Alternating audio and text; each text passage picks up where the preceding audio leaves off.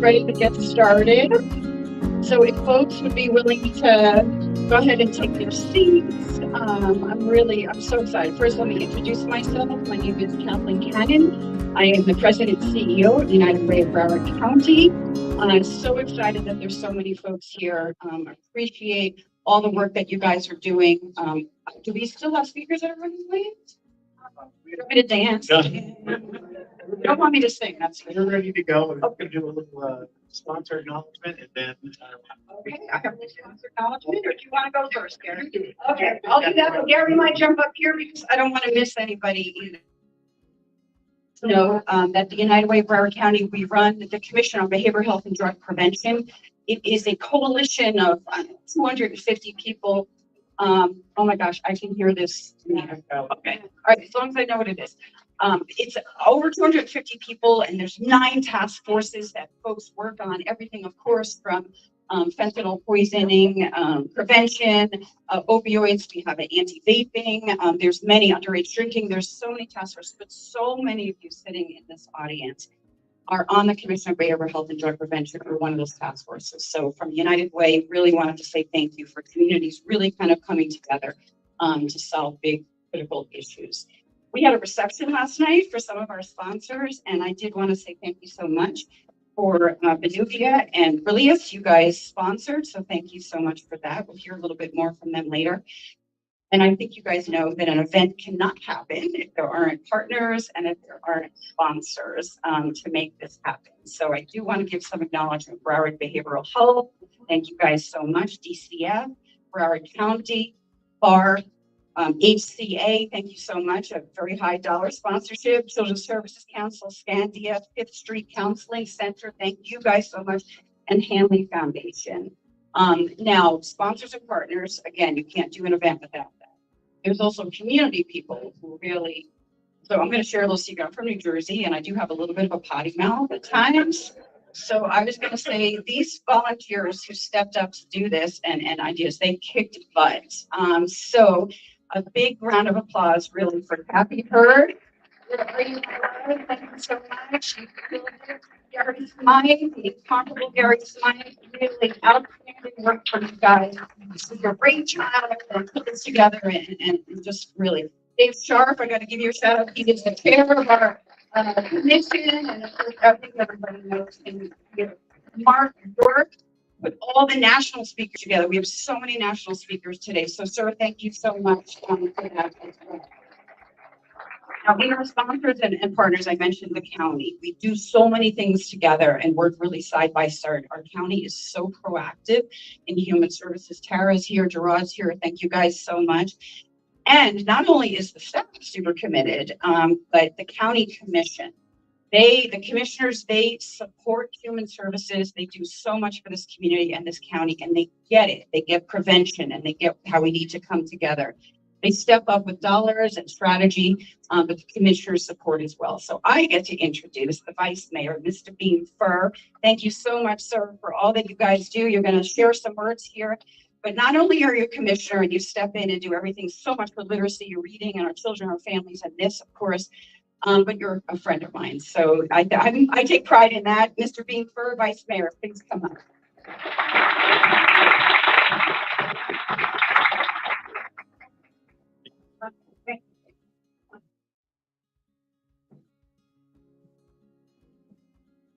Good morning, everybody.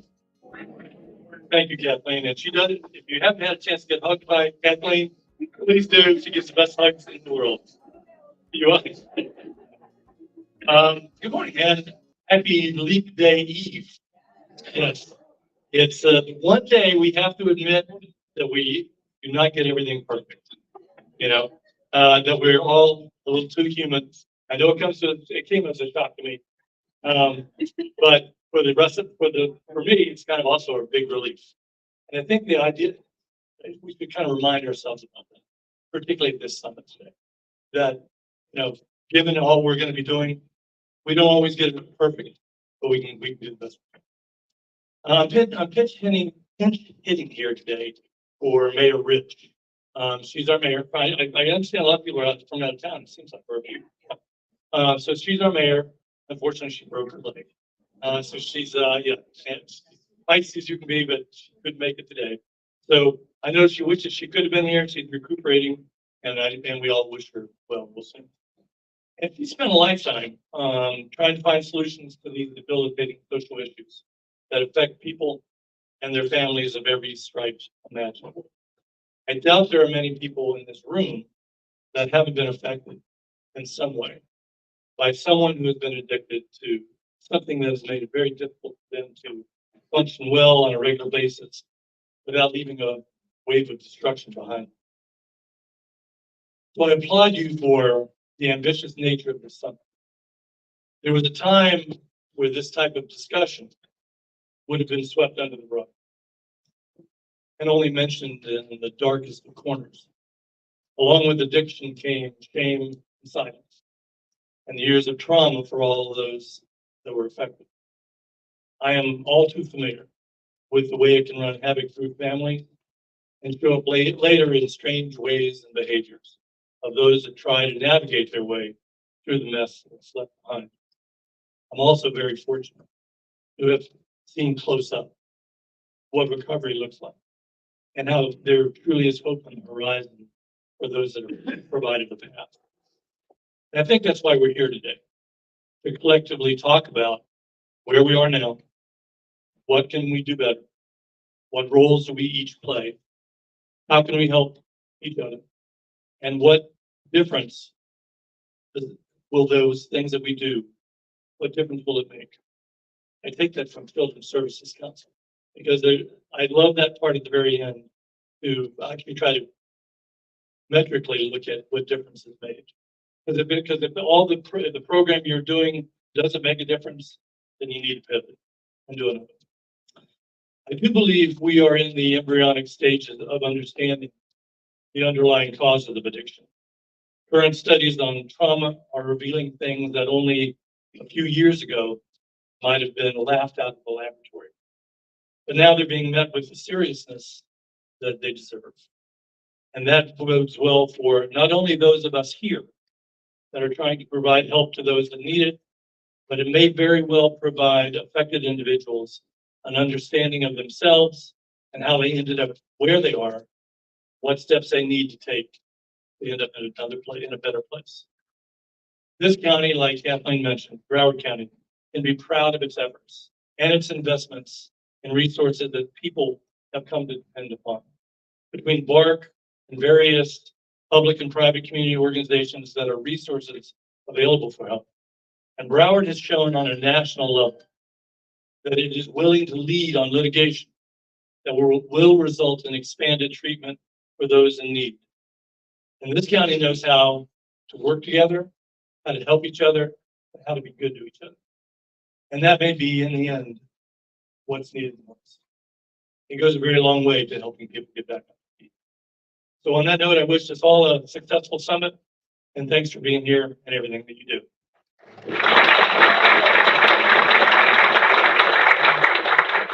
Thank you, Vice Mayor. Now we have our invocation by Chaplain Ron Perkins, Senior Chaplain, Public Safety Chaplaincy. Thank you and good morning. Really appreciate the opportunity from Kathleen and Kathy to pray with you this morning.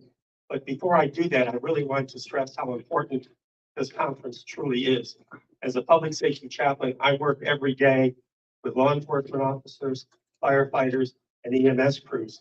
And more, they're treating victims of addiction, drug abuse, particularly in the opioid world. So I'm proud to be with such a group of professionals today, and I appreciate what you do, and thank you. The Lord be with you. Let us pray. Eternal Father, we gather today as a multifaceted community, concerned with the addiction crisis we face today throughout our country. We come together as healthcare professionals, law enforcement professionals, treatment facilities, faith-based organizations, and community resources to explore solutions to the drug problem. We seek your divine intervention and guidance as we explore and discuss potential solutions to this crisis. Let us learn from each other and share our knowledge and expertise for the benefit of those addicted and those suffering the consequences of those addictions. Thank you, Lord, for the food that we're privileged to share together today, and on those that have prepared it and are serving it. May it feed our souls as well as our bodies and bring us closer to you and each other. Father, we pray for the return to full health of those addicted and peace to their families during the treatment and recovery process. We also pray for our local law enforcement officers, firefighters, and EMS providers. We ask you to protect them while on duty and bring them home safely to their loved ones when their shifts are done. In your holy name we pray. Amen.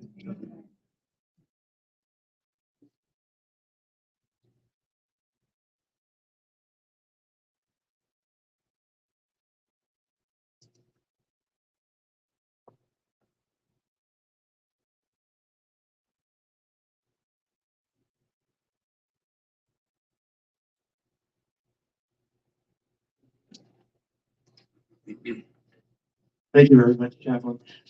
We're going to take just a couple of minutes. We have some of our speakers that are arriving just now. So what we'd like to do now is to show you a movie or a documentary that we have the chance to make in anticipation of us meeting today.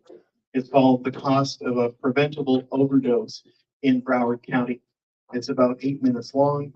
It came from the committee that Kathleen described earlier, and also from our partner, Tim Davis, who was our executive producer and took care of all of the details. So if we could turn the lights down, Penny, is that a possibility?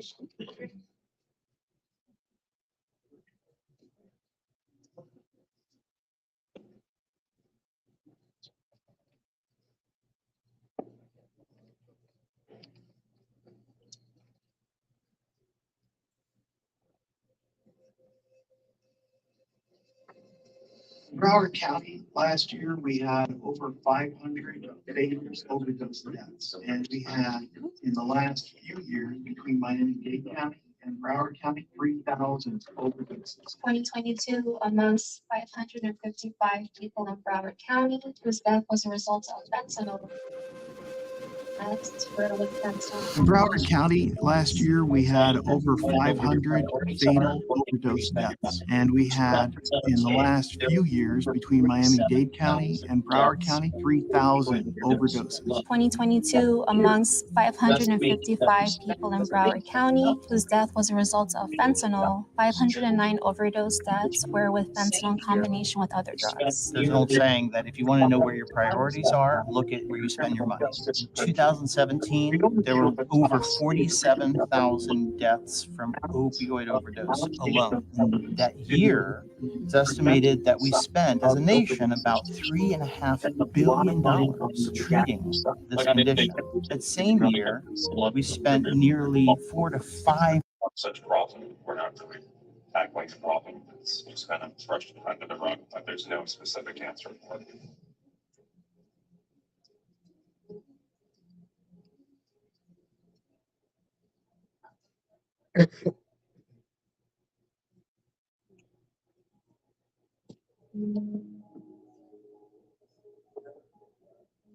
My name is Heather Palacios. I'm the founder of Wonderful Incorporated. Chris is my little brother. Chris is the male version of me. He's very gregarious, outgoing, could walk into any atmosphere and morph into the temperature of that atmosphere. My name is Heather Palacios. I'm the founder of Wonderful Incorporated. Chris is my little brother.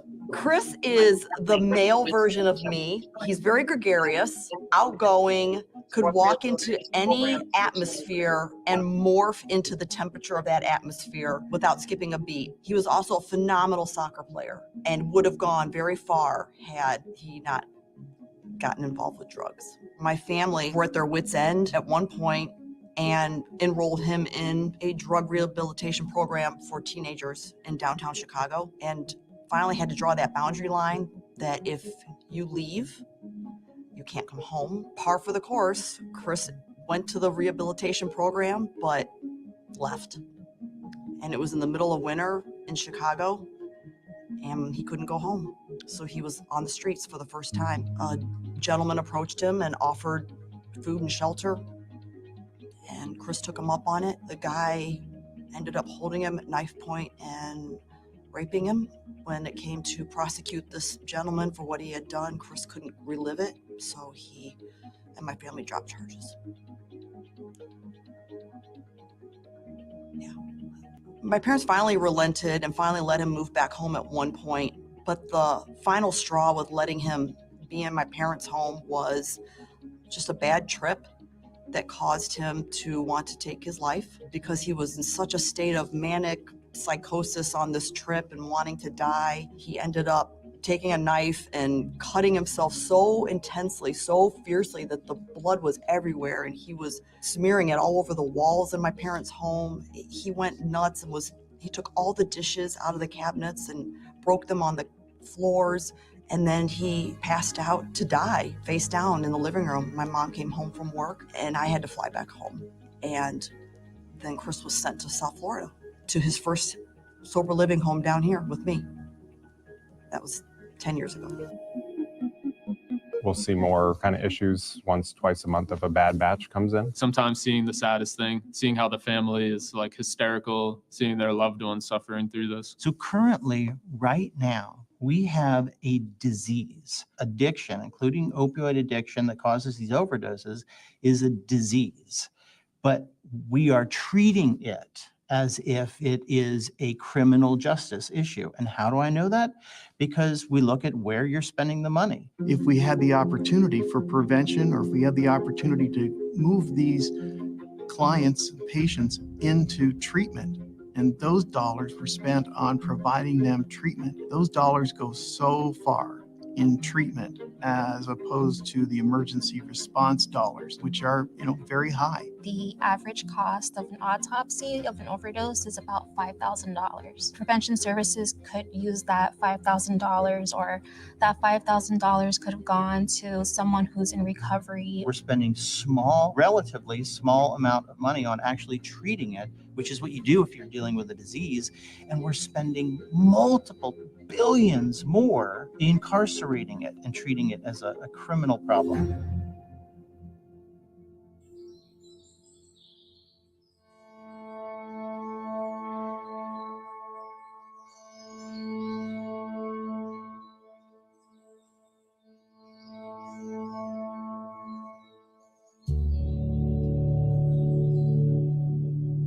All of Chris's life, Chris and I have been in this relay race, passing the baton back and forth. And it's a race for life. Chris and I have both struggled with suicide for a long time. And the only difference is I didn't have addiction to compound that battle and make it harder and worse. And I know we both want to make it to the finish line. And so for years, we were passing the baton back and forth because when one of us was weak with wanting to give up, the other one was strong. October 2022, normal day.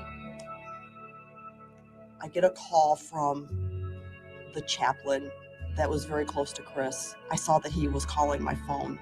I thought it was somebody else probably had died and we were going to do the funeral together. And he said, "Hey, Heather, it's DDB. Is your husband with you?"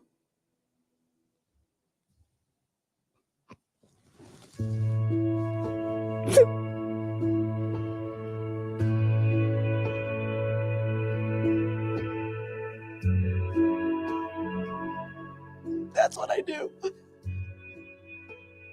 I knew it. I dropped the phone and I fell on the floor.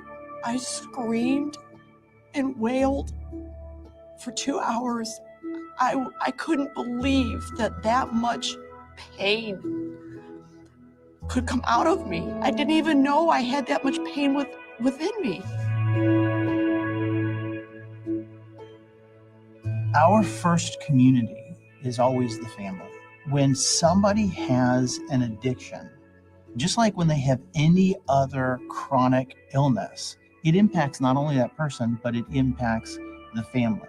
And when someone dies from addiction, that's not just their story. That's the story of their children, of their parents, of their brothers, of their cousins, of the people that they worked with. And so opioid overdose affects the community first by affecting the family. But 48 million Americans are suffering from a substance use disorder of some type or form. It could be mild, it could be moderate, it could be severe. If that's not a public health emergency, I'm not sure what is. I mean, I'm not an expert, but I am an unsatisfied customer. And I do wish the one thing we all would do is not only see them as humans that have intrinsic value, but put the atmospheres around them that say you are a dignified, valuable human being. And I juxtapose a lot of the atmospheres that Chris was in down here to, other ones that I have gone to speak to or visit. I know that it's possible. I know we could dignify the atmospheres that they're trying to recover in without billions of dollars. The amount of taxing, that it's been for not only the city and firemen all over the country, but of course, patients and family in hospitals and addiction centers. I mean, it's just astronomical. And it definitely doesn't discriminate against any certain person. Stigma is a negative prejudgment about a person, a group of people, or a condition. When we have a negative perspective, our tendency is to not want to invest in them. Our political structures are largely driven by public perception. If we tend to have a negative view of a group of people, our politicians are disincentivized from investing in or opening up or encouraging research in a specific area. Because it is a disability, it's a disability recognized by the ADA. It affects the chemistry of the brain. Stigma literally locks the door on helping people who are struggling. And the only way to change that is for every one of us as individuals, as a community, as a nation, to challenge our stigma, to challenge our tendency to look negatively on any person or group.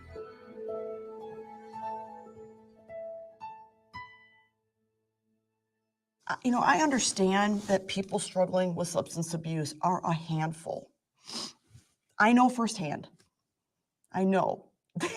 I have no doubt aged 20 years, and that's why I have to get Botox regularly now.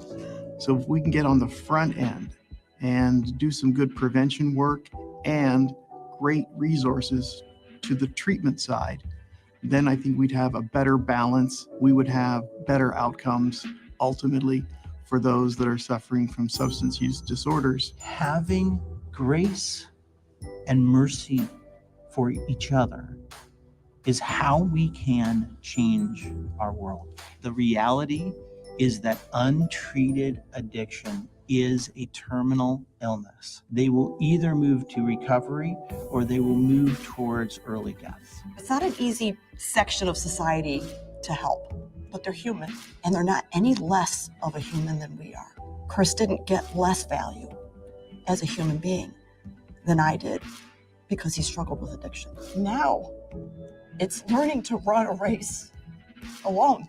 I don't have that person to pass the baton to. That baton partner is gone. But that's the best way to describe our relationship, was running for our lives, but wanting to win and passing that baton back and forth when the other one was weak.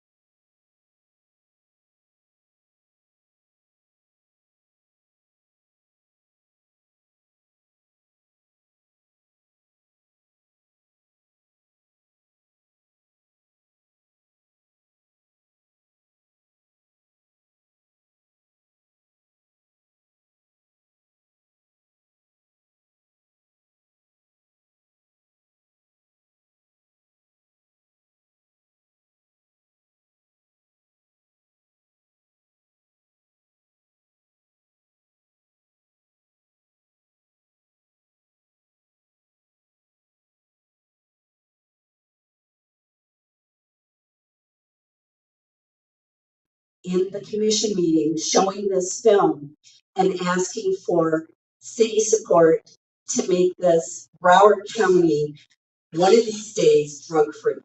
Thank you.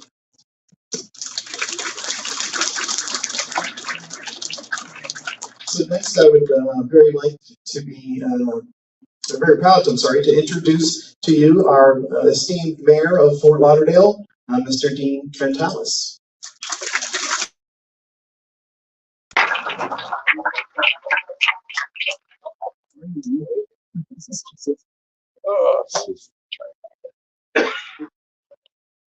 Good morning, folks. Welcome to Fort Lauderdale. You brought beautiful weather with you. Again, and I want to thank the folks from United Way for their sponsoring this today, along with HCA's health systems.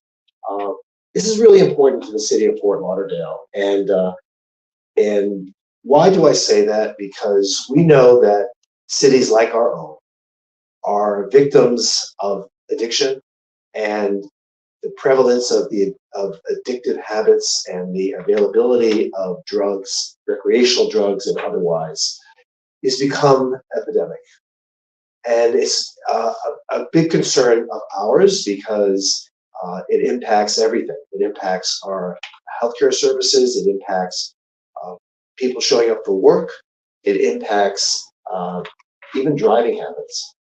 And what does that mean? It means that the quality of life here in the city of Fort Lauderdale is impacted by those who find themselves in a situation where opioid addiction becomes not just a way of life for the individual, but as you heard one of the speakers on the film, that it impacts everybody, employers, co-workers, family members, everybody. Now, clearly this is not a task that can be undertaken by one person or agency alone to try to find ways to minimize the impact, to mitigate opioid addiction. And everybody here in the room who comes from different disciplines and different parts of the country, we appreciate the efforts that are being made to try to find solutions.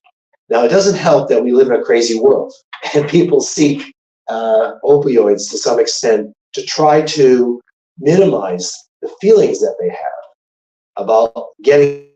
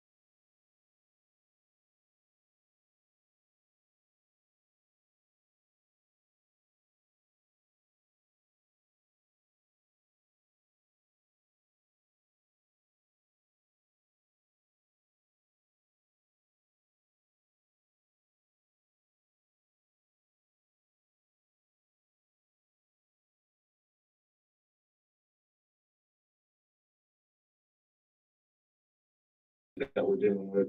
Two, of course, a substance abuse component, and then homelessness in terms of what's happening in this county. We operate the 13th largest jail system in the United States, for those who are not familiar with that.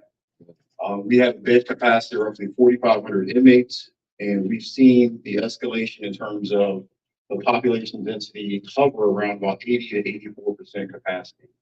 Now, what's interesting about those figures and data points is really why you're here. Too many of the inmates that we're continuing to see find their way into our care and custody are suffering from some form of substance abuse or mental health crisis. And of course, then there's going to be a nexus to whether or not they are able to have a house or home to live in. And so as an organization, we can do a couple things. We can sit idly by and say that this is not necessarily our problem. This is a societal issue. I think we all agree upon that. Well, when we have over $300 million of our operating budget gravitated towards how many keeping people in custody, the question has to turn into, well, how many millions are we spending to keep them out? And that is the message aspect that I want to make sure all of us, especially my elected colleagues and government officials, who are responsible for budget acquisition and expenditures and things of that nature, that we open our eyes to this issue. We open our eyes to this issue. Early last year, or pretty much late last year, I kind of fired a warning shot across the bow to open up more of our stakeholders' eyes about how big of a crisis this is. I talked about it being $300 million in our operating budget that we're spending, but $118 million of that is really focused on the care, custody, and control of people who are suffering from substance abuse and mental illness. So imagine if we're spending $118 million on just that condensed population. What if we pulled 30 or 40 million from that and invested in the platforms and programs that we're going to be creating? I've made a commitment after looking at these figures and numbers and really diving into it that I would not be the sheriff to pass this off to the next sheriff. I'm going to be the one that makes an impact and change the dynamics here. But I know that takes a team effort. It's not just going to be me, but somebody has to push this envelope when it comes to the Broward Sheriff's Office, and that's why the people put me in this position. We're doing a lot of great things within the organization under our leadership of Executive Director Dave Sharp, as you all know, what community programs does. We've been very creative in terms of launching co-responder-based programs to help mitigate, one, the unnecessary use of force applications that may occur when we're dealing with someone who's in crisis. That's a repeated pattern and practice that happens across this country. So we've implemented and embedded behavioral specialists into our deployment components. In a pilot program we launched at Pompano just last year, tremendous success. We launched a threat management division, a unit that really focuses on all types of threats that are introduced into our community, from our schools to our businesses. And we found even in those engagements, as we're going out and investigating individuals who make threats into our communities, they too are suffering from mental illness and substance abuse. And so we keep seeing this nexus tie right back into what we know. And so we've invested in programs, but the reality of it is the next move is critical infrastructure, folks. We need critical infrastructure. Without going through the historical things that took place here in the United States back in the 1960s, where we jettisoned away from mental health facilities and psychiatric hospitals and things of that nature, we also lost a significant amount of funding towards substance abuse programs. We're playing catch up now. I know we have leadership members over the state and federal level in attendance today. When it comes to the opiate crisis, I think we're going to be receiving roughly $120 million over the span of 18 years to help face this problem. But those funds, remember, once they're exhausted, that's it. And so we have to start thinking about sustainability. It's one thing to launch a program, but can you continue that program over the span of 30, 40 plus years? This is a very important topic to me. As I stated before, I'm not going to be the sheriff that passed the buck, but I've also spent a lot of my personal time diving into the data and the analytics behind all this stuff. I'm very happy to say this, thank God, it's almost over. I'm going to be defending my dissertation in about 30 days and finishing my doctorate program.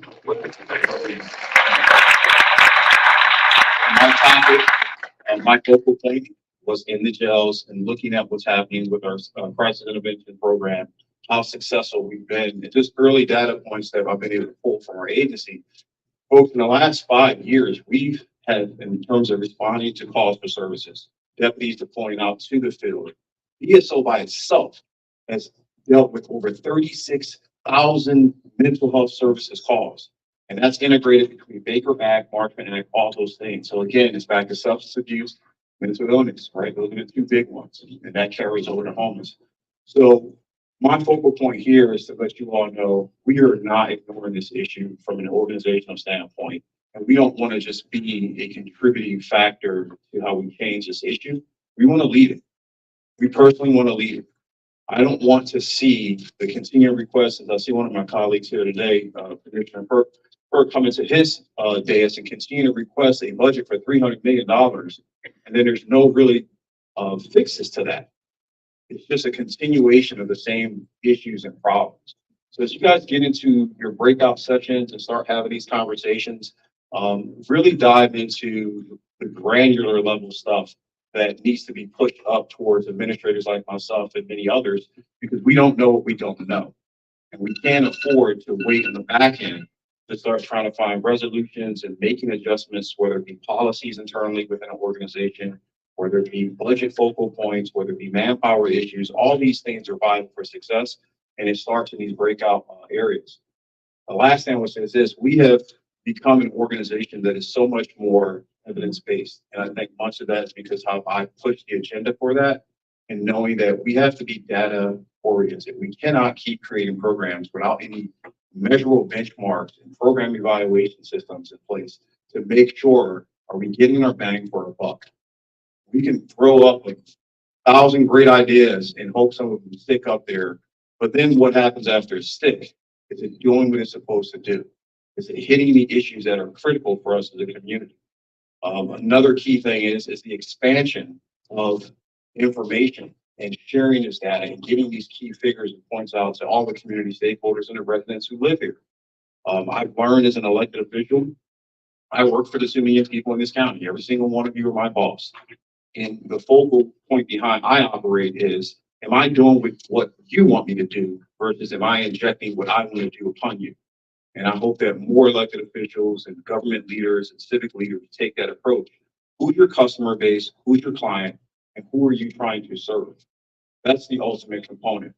As I came in, I watched some of the video and had a chance to meet one of the rock stars in here today. And it reminded me of a conversation I just had about 2 weeks ago. I think we were over at Joseph Concy Center, one of our jail facilities.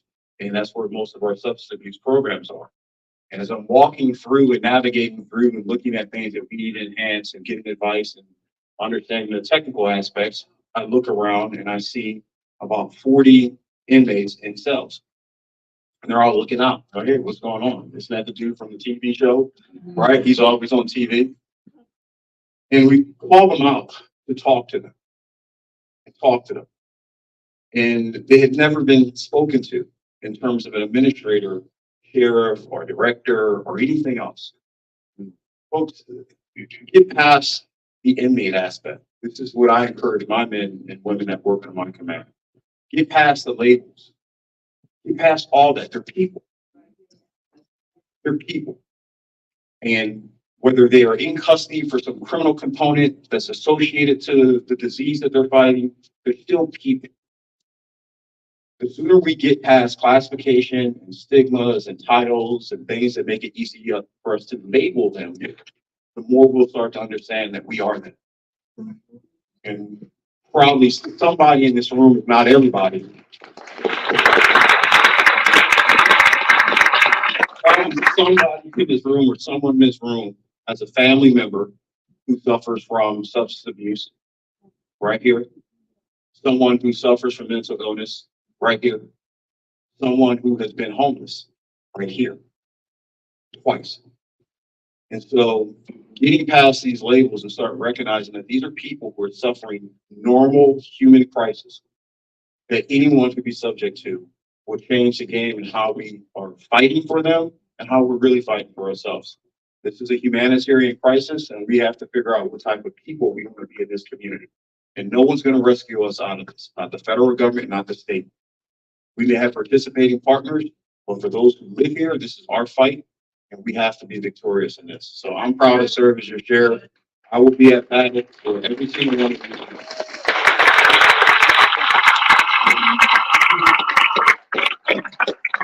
And you will continue to have the full and dedicated support of the sheriff's office and all our members. So thank you for your time. Enjoy the breakout sessions, put some plans together, but more importantly, let's get to action.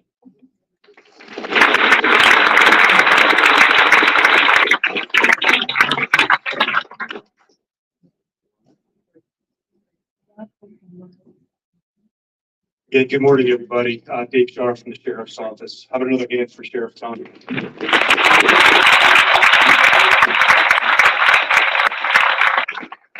We also have some other command staff here from the Sheriff's Office. Colonel Tim Irvin and Colonel Benny Ahmed is here to show support. But you will not find a better advocate. You will not find a smarter, more influential person than Greg Tony. We are so happy and fortunate as a community to have him as our leader. I'm proud to call him a friend, and I know he's going to continue to do a great job. But at this time, it is my honor and privilege to introduce Representative Debbie Wasserman Schultz from the 25th Congressional District. And the Congresswoman has been a tremendous ally and has taken great strides in social issues throughout her tenure in Congress. We're fortunate to have her as our congressman, and I'm just glad she's here to be with us today. So with that, Congresswoman.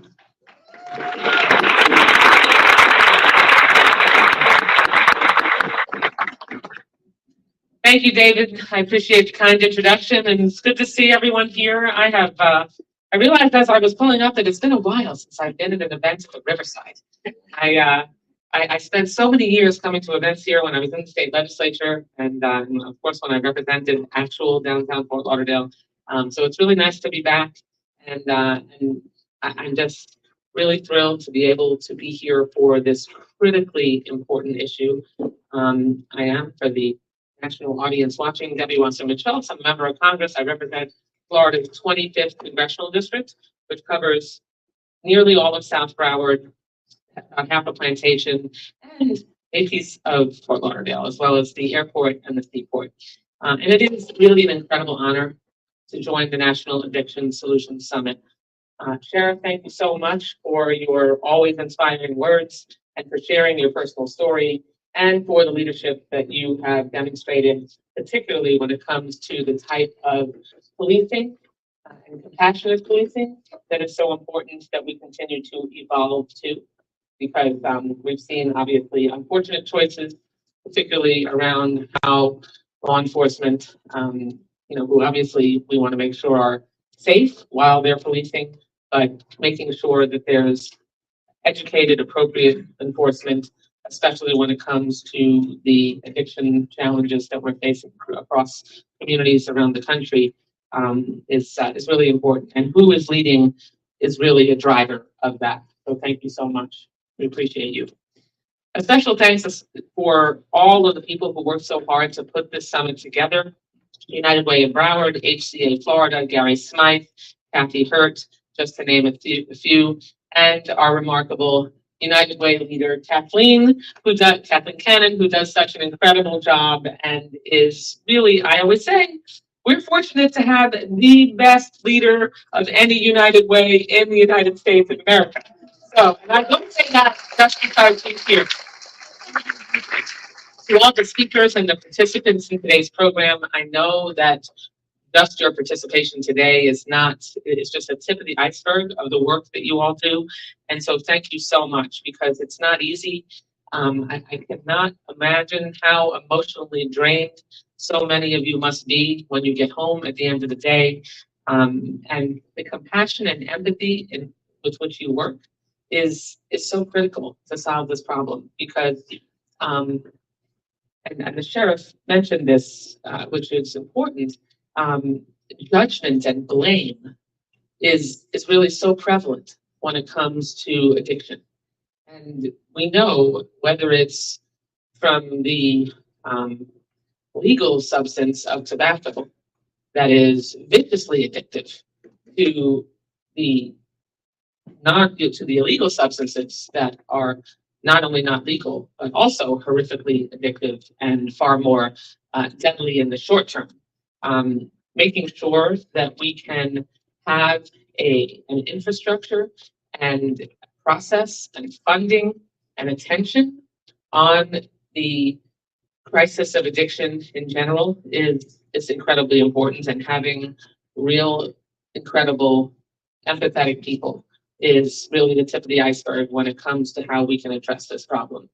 So whether you came and shared your stories or your knowledge or your expertise, that is a vital step in combating the scourge of addiction that plagues our community and our country. And I know each of you have real world experience on the ground, witnessing each overdose, each death, and each patient who struggles with addiction every day. And we all know that this addiction, this struggle isn't about a single person. Addiction destroys families, disrupts workplaces, and shatters the lives of all those in an addict's world. These facts may be well known to many here, but I want to start with some background information to paint a picture of this worsening crisis. And I can't tell you how many colleagues that I have across the country who share their community stories about the depth of this challenge, and that it is literally eating many communities alive. The United States is expected to lose over 100,000 people this year alone to drug overdoses, and many of them involve fentanyl. This is a horrific number of lives, and it saddens me to know that in Florida, in Broward County, we are the statewide epicenter of the fentanyl epidemic. How is that possible? I never imagined that we would be at the top of the food chain when it comes to that kind of addiction and death. Of that total, Broward expects around 1,000 overdose deaths this year, after seeing hundreds every year for the last few years. And we've seen it coming. It's been a slow crescendo of a roll towards being at the pinnacle of the problem in our state. We've had many of our drug crisis counselors sounding the alarm, folks who work in the sheriff's office who've talked to me about it for many years. We need to come together to do everything in our power to save each and every one of these struggling souls. And I am so grateful for Broward County for their proactive and collaborative approach to the issue, with a recognition that one entity or organization simply can't handle this problem alone. And I'm proud to see the collaborative effort that our county has taken, and the size of the number of people in this room. Through the United Way Commission on Behavioral Health and Drug Prevention, Broward County created a community response team, many of whom are here today and really deserve applause. If you're on the community response team, thank you so much for your commitment, because you deserve recognition for your tireless efforts. Broward also launched a hospital bridge program linking individuals in crisis to peer specialists to guide them through recovery. They also launched other initiatives like a police peer specialist co-responder program, spring break educational efforts, community-based presentations, school education sessions, and so much more than that. In other words, this is an all hands on deck problem with every tool at our disposal, and Broward County is pulling on all the levers available. It's one of the reasons that I'm so proud to live in Broward County, because we have an empathetic, understanding, focused, and driven county commission that understands that we can't just, cast people aside or say that that's not our job. Leading is critical, particularly from our elected officials on down. We're the ones that really have to send the message, and it starts with us. So I say to everyone here from Broward County and the rest of my home state, you have my full support, and I'm fortunate to have your expertise leading the charge. And that's the main message that I want to bring you today. Washington hears you, and we are here for you. I am here for you. I'm a senior member of the Appropriations Committee, and look, there's a lot of people that say, money can't solve every problem. Well, you know what? It can solve a lot of problems. And I don't know any problem that can be solved without money. And so you can't do your job without us putting resources into the solutions necessary. I mean, naloxone, Narcan, last time I checked, those aren't free. Those aren't free. I mean, neither are your salaries. Neither are the programs and the infrastructure necessary. So putting resources into addressing these challenges is critical. Today and always, I'm here to learn from you, to be a resource for you, to provide resources for you, and to be your champion in the face of this crisis as a voice, your voice, our community's voice in our nation's capital. This full-blown crisis of opioid addiction is far too widespread. We're never going to completely eradicate. I mean, as long as there is addiction, we're never going to completely eradicate the challenges that we face. But we certainly can significantly address it. I want to be clear, the federal government has a crucial role to play in solving this crisis, and that is one of the rare issues that enjoys bipartisan support, although sometimes finding that funding and the proper levels of funding may be difficult to reach, which is why I'm going to leave you after I speak to go back to Washington to help make sure that we don't shut the government down on Friday. That would probably be an obstacle to solving the addiction crisis. Just so much. Just want to light the mood a little bit here. But President Biden put his promises into action and has launched a series of strong federal responses and response tactics, many of which directly impact our state and our communities, and many of which help fund the incredible initiatives that all of you have launched. For example, last year, the U.S. Department of Health and Human Services announced guidance recommending that all federal facilities across the nation include overdose reversal medications in their safety stations on site. In addition, through the White House Office of National Drug Control Policy, boy, saying drugs are so much easier than that whole title.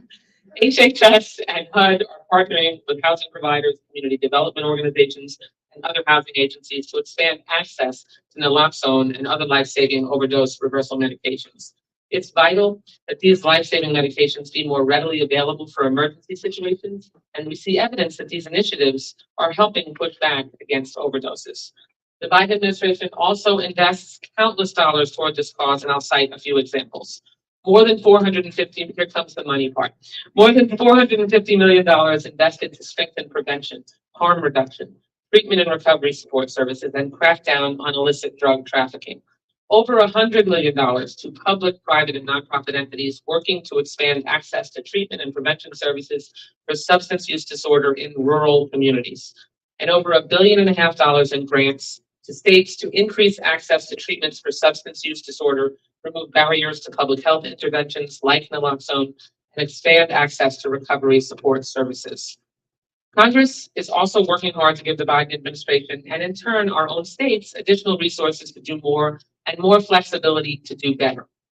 Over the last few years, I supported several bills toward this end, like a waiver from DEA registration for prescription and dispensation of methadone, more access to telehealth to alleviate barriers that stop access to opioid use disorder care, and so much more. And as a senior member of the Appropriations Committee, like I mentioned, I have placed my support behind funding for research through the NIH. We obviously don't have all the answers, and investing in research about the best pathways to success are critical. Funding for epidemiology centers through the CDC, for healthcare professional and first responder training. I've backed funds for public and nonprofit entities to initiate community-led initiatives for projects of national significance that provide treatment, recovery, and harm reduction services, and funding for drug-free community grant programs that aim to reduce youth drug use. As your leaders in the federal government, we can and should always do more, and I ask that you please reach out to my office with all of the different approaches and suggestions and guidance that we need to consider to save people's lives. I'll continue to support the most funding possible to come back to our state to solve this vexing, gut-wrenching problem, and I hope these federal dollars, as well as the recent opioid abatement settlement funds, are helping curb this issue effectively and in a timely manner. And I also hope that the opioid settlement is opened and that we have more significant resources coming from that, and that we don't, that avenue for resources isn't closed off inappropriately. Thank you again for inviting me to this critical summit, for everything your organizations do for Floridians. Your commitment to helping, saving, and empowering communities is so inspiring, and I'm proud and delighted to say that I'm in your corner. We cannot, in good conscience, ask each of you to do the work that you have devoted your lives to doing in your careers without the support and backing of your elected officials, as the sheriff so importantly mentioned. I can tell you here today and every day that you have my unwavering support on this issue, and I can promise all those families who struggle with a loved one, who have lost a mother or father, a son or a daughter, a brother or sister to addiction. I've spoken to too many in each of those categories, that you especially have my unwavering support in fighting this terrible crisis. Always think of me as an ally, warrior, and resource. And lastly, I do want to take the opportunity to tell you, to remind you, if you weren't already aware, voting is important. This is an election year. Elections have consequences. And so I want to encourage all of you, in the event that you might not be able to show up in person to vote on election day, your vote by mail ballot has been canceled. We don't have a permanent vote by mail ballot list any longer. And so every single voter who wants to vote by mail has to sign up again every election cycle as of January 1st of each off year. So if you have not done this yet, I encourage you to go to browardvotes.gov. That's the Supervisor of Elections website, and you can go online, very easy. It'll ask you for either your driver's license or your voter registration number, the last four of your social, whichever you use to register to vote. Don't worry if you don't remember, because it'll kick back to you if you use the wrong one. Or you can dial 954-357-7055. That's the direct vote by mail sign up line, and you can talk to a live human being and they can sign you up again. Thank you so much.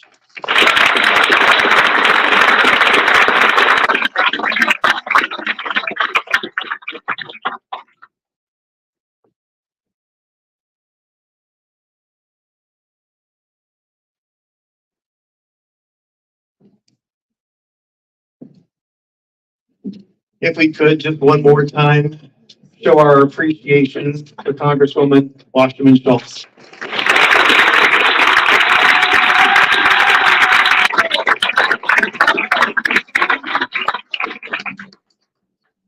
So I figured that I owed you kind of an overview of what's going on. I'm sure you're all wondering, where's this leading? So we're going to have our featured speaker in just a moment, Dr. Loyd, who's going to come up in just a second. I'm going to introduce him. Then we're going to take a short break. And then we are going to have our first panel, our first of four panels. We'll have one panel. Then we're going to take a break and we're going to have a box lunch, about a half an hour or so, and then we'll come back. We have a couple of more panels in the afternoon. That's what all these chairs are up here for, and all of our wonderful panelists are sitting over here at those tables, and they're going to share with you novel and promising strategies and outcomes at their agencies and the particular programs that they're using, in hopes that we can leave today with solutions, hence the name, the Solutions Summit. So hopefully that gives you a good overview. We're run on time, and believe it or not, we are actually on time, which is kind of amazing to me. But we are on schedule, and we're scheduled to end this afternoon at 3:30. And of course, we'd like you to stay the whole day, but we understand also that you have other commitments. So that's kind of the overview. With all that said, we left out one acknowledgement when we were discussing the participation in the film. I would like to also show our appreciation to Assistant Chief May from the Fort Lauderdale Fire Rescue Department for coordinating.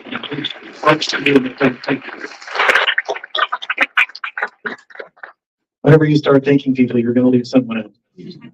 How far you know that? All right, so Dr. Stephen Loyd is our moderator for today, and I have the honor of introducing him.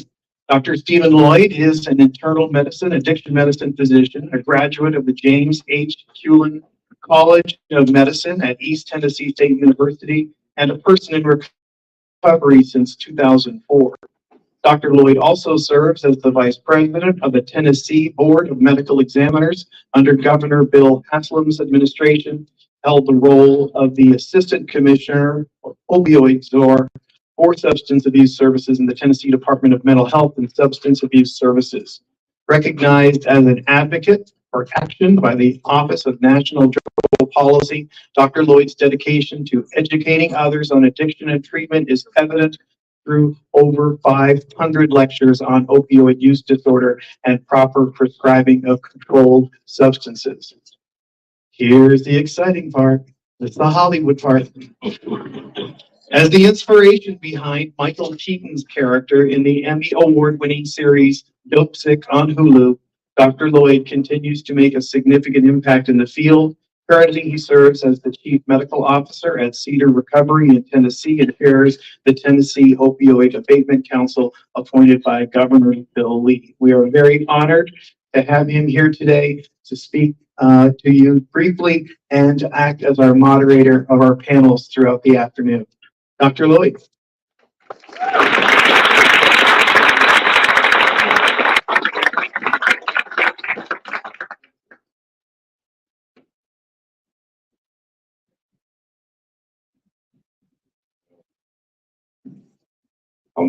Thank you so much for that. I want to start off the morning really quickly with thanking Franz. You were very kind to me this morning. I get nervous, guys. Like everybody else, I can't eat. I didn't sleep well last night. I came in this morning and Franz was very kind to me. And if nothing else, I want to take away from today, I want to dress as clean as Franz does. That's my goal. You know, when I do things like this, most of the time I don't know what I'm going to say when I get up here. And the morning tells me. And so the morning has told me from two people today, our Vice Mayor, Beam, and then the video. That's what I want to talk about. I'll start with the Dopesick thing real quick. So it was an awesome thing to get to do. I tell people Keaton was a hack until he got my role. And so he did not win an Oscar for Batman. He did win an Emmy for Steve Loyd. So I'll tell you about Dopesick real quick. My friend Beth Macy wrote the book. It was a New York Times bestseller. She's an investigative reporter from Northern Virginia. She wrote about the crisis in Southwest Virginia, which has just been devastated, obviously, like much areas of the country, but it kind of led the way. And when she was writing the book, all she saw was doom and gloom. That's all she saw. She kept asking, is there any hope out there? Is there any hope out there? And right at the end of writing her book, somebody gave her my name multiple times. She called me up. She said, hey, my name's Beth Macy. I'm writing this book. And every time I ask for hope, people mention your name. And I'm really glad about that. Right. I'm very glad about that because I stand before you today, guys, as a turtle on a fence post. Talk about it everywhere I go. It's one of my heroes. Alex Haley is in Tennessee. Alex Haley says, there's one thing you know for sure about a turtle on a fence post. What's that? You get there by itself. You're darn straight. It didn't get there by itself. Anytime you look at somebody in recovery, it's because people stepped into our lives and helped us at moments of need. And we've seen it here today from law enforcement. I've got it right down in front. I don't know what that says about me right now. They're all heavily armed, scared me.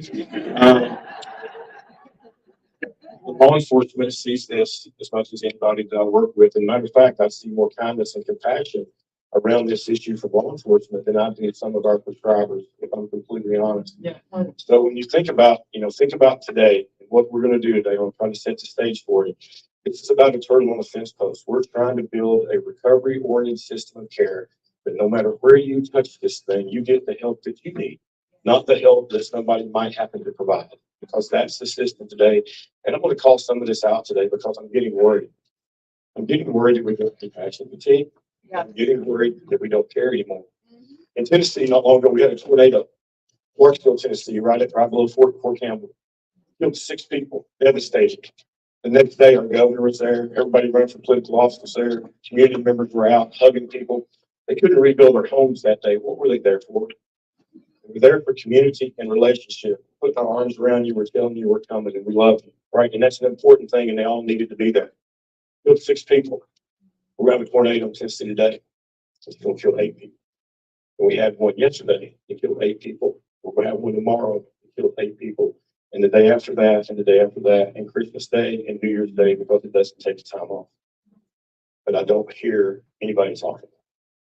I don't hear them talking about that. During the pandemic, there was this term that I hate, and I'm sorry if you like it, I hate it. Next person that says it to me, I may choke them. An abundance of caution, right? I'm looking for an abundance of urgency. Yeah. I'm looking for what are we going to do to put our arms around the community that we know is hurting and let them know that help is coming. Because guys, I don't see it. And I'm not a politician. I'm not a blue or red guy. I'm this guy. This is my issue. And so I look around the South and I've listened to multiple state addresses from governors. And many of I heard them talk about this 0. Right? And I'm not a numbers guy, but this one gets my attention. If we keep on our current pace, by April of next year, we will lost more Americans to the drug overdose crisis than we've lost in every war that we've ever fought in combined. And guys, that includes the War for Independence and the Civil War, where everybody died as an American. Yeah, you don't see it on the front page. So I want to call for an abundance of urgency. The Dopesick thing, I got into that. Beth wrote the book. It was a New York Times bestseller. I met her at the end of that. She actually included me in it with some stories I had about what we were trying to do in Northeast Tennessee, which is a really hard place to try to do some of the things we're trying to do. And so she goes on a couple of years later. She calls me up because we became friends. And she said, "Hey, Steve," she said, "they're going to make my book into a Hulu series." I thought, "Oh, Beth, that's great." And what's Hulu? It's just like Netflix. I said, all right, I know what that is. And so she said, "We'd like you to help us with it." She said, we're going to write it. We're going to rotate it around the fictional doctor. And guys, I went to county high school in Louisville, Tennessee. I ain't never wrote anything. You hear me talk, right? So I said, "Well, I haven't written anything, but I'll be glad to help." So the only month Tennessee was closed down in April of 2020. The writers and producers were all in Hollywood, and Beth was in Roanoke, and I was in the office in Nashville. And the first thing I noticed, the writers and producers in Hollywood, they were all about 12 years old. It was past their bedtime a couple of nights. So they didn't do that. But we kept talking about these scenarios for this fictional doctor, and none of them worked. And finally, Danny Strong, who's the producer, said, "Why don't we use your stories? We know they happen." So the first thing that went through my head is this, because I'm going to take those to my grave, right? I don't want to let anybody know that. And literally, guys, it lasted for about 5 seconds, because my second thought was this: what if you had a disease you never saw anybody get better from? What would that be like out there? And I said, okay. And so everything you see from episode 3 on really happened in my life. And it's been a great thing with the doors that's open. And through that, I met Mark York, and meeting Mark York put me here today to get to talk about something that, I don't know if you guys ever think about this, but, why God put you here. Why am I here? I know for a fact why God put me here. I have no question about it. I wake up every day knowing that. And I want to tell you a couple of stories before we get started, because they're pertinent. And there's going to be some people in the room that are not going to like what I have to say, and I'm really sorry about that. Okay, but it's what I see. I'm not fellowship trained, guys. I'm street trained. I still see patients. I saw patients coming down here yesterday. I'll see patients this afternoon in between. I still do this. I work in jails. I work in prisons. I work in homeless encampments. Right? It's where I got my education. So I want to talk about this. In the treatment world we look at for addiction, I don't know any other disease process we approach this way. If you fail with addiction treatment, it's your fault. What other disease process do we blame the patient? I can't think of one, guys. I can't think of one. If we treated heart failure like we treat addiction, that veteran who comes in 2 days after Christmas because he tanked up on salty turkey that he knew he shouldn't have eaten, right? Overflowed his heart and got short of breath with congestive heart failure. If we treated him or her like we treat addiction, what would we do? We'd kick them out of the ED. That's what we would do, right? And we don't do that. We educate them. We put them back on their medication. We teach them some things they can do to prevent them from coming back in the ED. Guys, we've got to take the same approach with addiction, because here's what happens in addiction. When you mess up and you have a slip or you have a relapse, they kick you out. Right. And what happens to you when you get kicked out, guys? You go to the street and you get a hold of fentanyl and you damn die, right? I'm not disparaging alcohol. This is a different world that we live in. But if I decide to relapse today on alcohol, I can't. I'm 21 years old. I got a driver's license and money. Okay, I'm 56. I'm pretty healthy. It'll take 20 years of hard drinking unless I get in the car wreck. If I decide to slip on pain pills today and I go to the street right here in Broward County and I get a hold of one that's going to car fentanyl, I'll be dead this afternoon. And guys, that's the truth. But the thing I want to talk about in my little is that we got to stop kicking people out. Okay, so I started to practice in Tennessee. I'm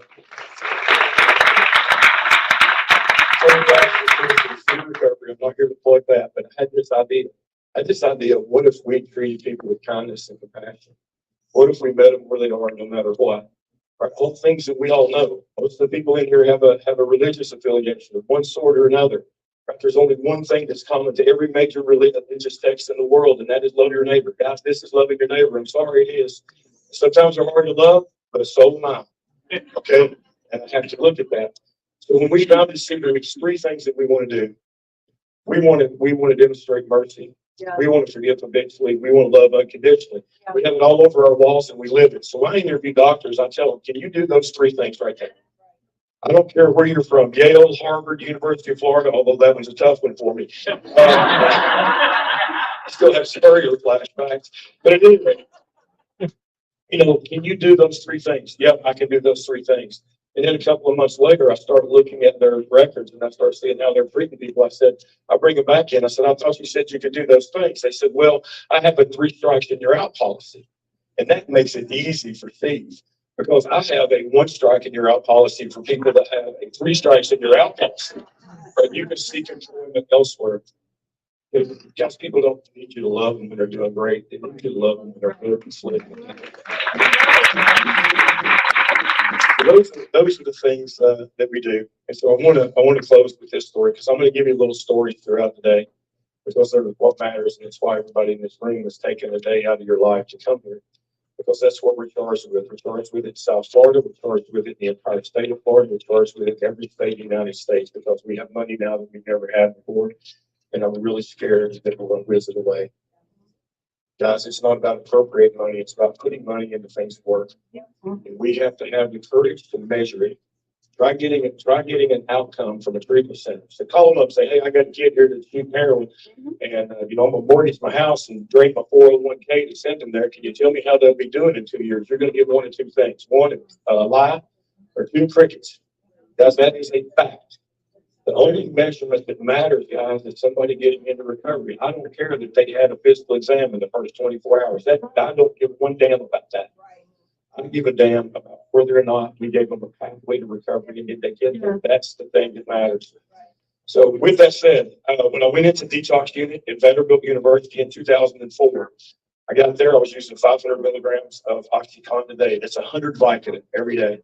I wasn't living on the street. I wasn't working, in a construction job out here. And, I didn't have an effect on anybody, guys. I was working as a practicing physician in a large institution, and I was teaching in medical school. Wow. I was seeing your friends and family in the ICU and doing that every single day. And then when I finally crashed and burned, my dad intervened on me. We went to Nashville. I'm a doctor. I got the best treatment in the world. It costs too much money to kick me to the curbside. It's better to rehabilitate me and put me back in my job. Guys, everybody don't have that. And I'm going to tell you what I noticed, and I think about the following story every day. Every single day I think about the story. I went into the detox unit at Vanderbilt. 24 kids on my floor, guys, they were kids. I was in my mid-30s. They were 19, 20, 21 years old, all with young families, all just getting started out. Nobody knew I was a doctor, okay? I was the only one in there that didn't smoke. We got 11 smoke breaks a day. Really boring time for me. That was my story. And so what I noticed right off the bat is there's 2 different treatment systems out there. Okay, there's a treatment system for these folks here who have resources and money and medical licenses and all that. And then there's this thing everybody else gets. And I noticed this in the throes of being Dopesick. I don't know what happened. I woke up for a little while and I just started looking around because nobody there knew I was a doctor. Nobody. Right? Out of those 24 people, how many of them got to leave a 5-day detox and go to a treatment center? You. One. Me. I assumed that they were all like me. I assumed at the end of our detox that we would all go to treatment. But I was the only one. I used to stay up at night and listen to them talk when it was their turn to go home the next day because they had medicated and they were getting ready to get kicked out. And they were trying to figure out what symptom they could come down with where they could stay one more day. So anytime I hear people say, oh, you don't want it, bullshit, you don't know what you're talking about. Please stop saying that. Please stop saying that. These are kids, guys. They're young people. So the day before I left, I had a real pillow, by the way. I was the only one in there that had a real pillow. We had visitation the first weekend. Only 3 people got visitors. I was one of them. My college roommate's wife came and saw me and she brought me a real pillow, which I was grateful for because when you're in a detox unit, your pillow is not actually designed for sleeping, so you know. So I had the pillow and I was going to give it to my little neighbor next door. She was 20 years old. She was a prostitute in Printers Alley around the music honky tonks in Nashville where I live. She had whelps up and down her arms from injection, drug use. She had hepatitis C and HIV. And she came out of her room and she had a picture. And yet, nobody knows what I did for a living, right? She hands me that picture and she goes, hey, Steve, I wanted you to see me when I was clean. And her words, not mine. And I looked down at it and she's an angel. was her junior prom at Mount Juliet High School, just outside of Nashville. And she had her date. I didn't like him.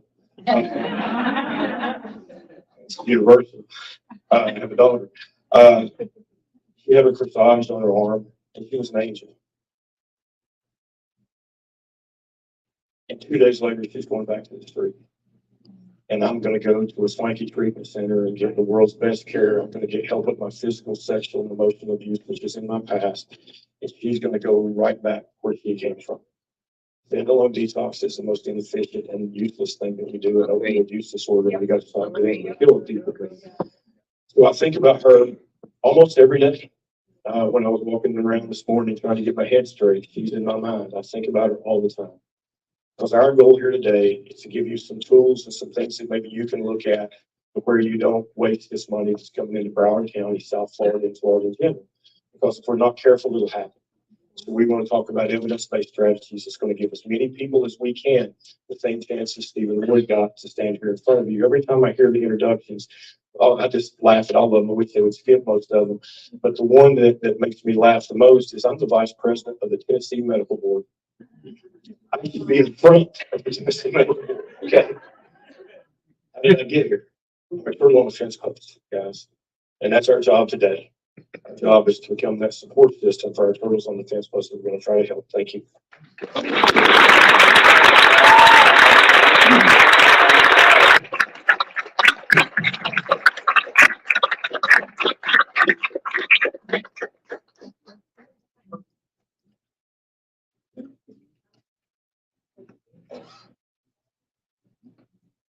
All right, if we could, one more time, just show our appreciation to Dr. Loyd, coming all the way from Tennessee.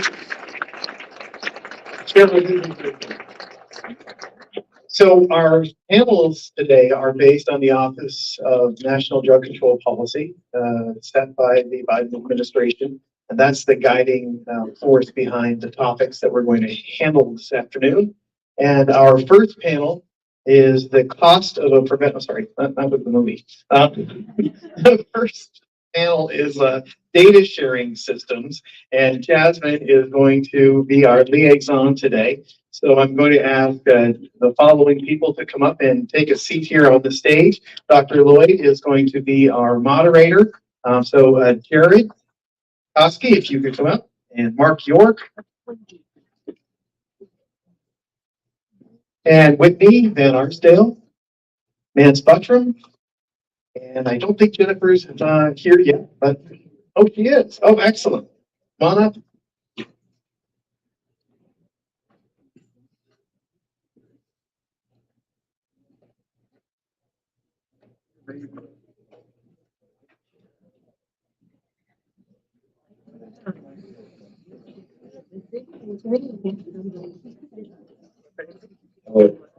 Thank you. I'm going to stay down here. I can't stand behind that podium. I'll die. So as we get into each of our panels today, I want you to understand the importance of them and why we're having this particular panel. So I love stories, and so I've got probably a story for each one of these. But this one is one that we need to really take a look at because we're going to challenge the established treatment world here. Okay, the established treatment world's out there that gets funding from various sources. Their outcomes are measured on whether or not they spent their money last year. And then next year they get that money if they spend it, and a little more. It works that way in every state that I know about.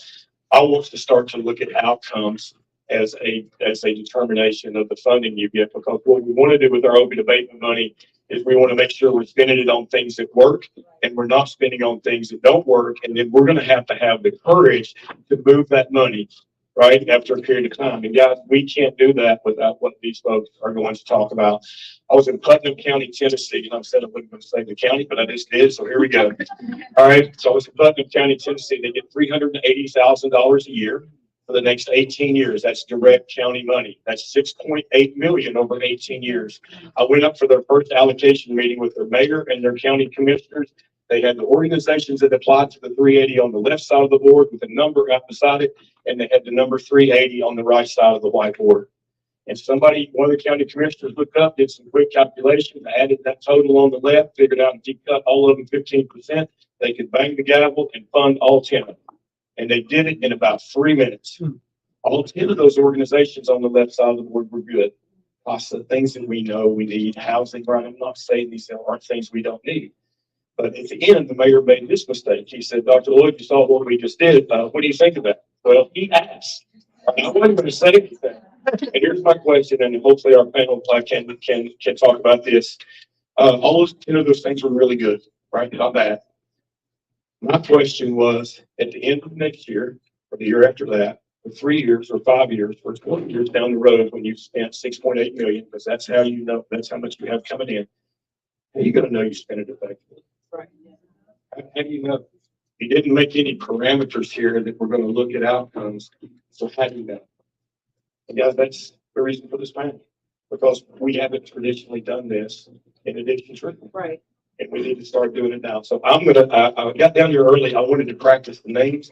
And the very last name of the day is the one that convinced me to do this. I'd like y'all to get you introduce yourself. And I'm sorry to the lady who's last, but I had no clue on it. There weren't enough vowels. It made me nervous. So I'm sorry. I'm sorry I couldn't get it, but I'd like you just to introduce yourself, just one line, quick, what you do. Good morning, everyone. I'm Jennifer Hancock, the president and CEO of Volunteers of America Mid-States. We're headquartered in Louisville. We have an affiliate here in Florida, of course, but we're responsible for serving Kentucky, West Virginia, Southern Indiana, Tennessee, and Southern Indiana. And we provide behavioral health services to individuals and families affected by substance use disorder. Good morning, everyone. My name is Jasmine Laura Savai, and I have a Master's of Public Health in Epidemiology. I am the Public Health Analyst of the CDC Foundation, and my co-partners with the Overdose Response Strategy is the Florida Department of Health and Palm Beach County, as well as the South Florida High Intensity Drug Trafficking Area. Hi, my name is Mark York. I am with Addiction Abatement Inc. or addictionabatement.org. We are involved in best practices and specific guidance on how to spend opioid settlement dollars and public-private initiatives in governmental affairs correctly, and which includes metrics, of which we're going to be talking about here shortly. Hi, everyone. My name is Jared Koski. I'm the Director of Technical Services at addictionabatement.org. I specialize in doing all the outcomes, measurements, and predictive analytics for all the data coming to addiction abatement. Hi, everyone. My name is Whitney Van Arsdale. I am an epidemiologist and biostatistician. I work for the Florida Department of Health in Palm Beach County under the Overdose Data Action Project. Good morning. My name is Mance Buttram. I'm a public health professor at the University of Arkansas. I lead a couple of studies. One is a national surveillance study of prescription drug diversion, and another study of people who are in treatment for opioid use disorder. And then I also work locally with the commission. I'm sure some of you in here have seen me do surveillance reports on drug use and mental health in Broward County. Thanks, Vance. So Mark told me this morning, and I don't know if you realize this, what he unleashed, but he told me I could add lib. So I will look at my script and things that I think that we need to talk about a little more. I may stray from it, but I'll try not to get too far off. So Jasmine, we're going to start with you. Why is this information important, and who should get the data from ODMAP usage? Fantastic question. I believe everyone should have access to it. Currently, for those that are unfamiliar with ODMAP, the acronym stands for Overdose Detection and Mapping Application Program. It is first created from the Washington and Baltimore HIDA. And currently in Florida, they partner with law enforcement agencies as well as paramedics, EMS. The Florida Department of Health also has their own API within ODMAP.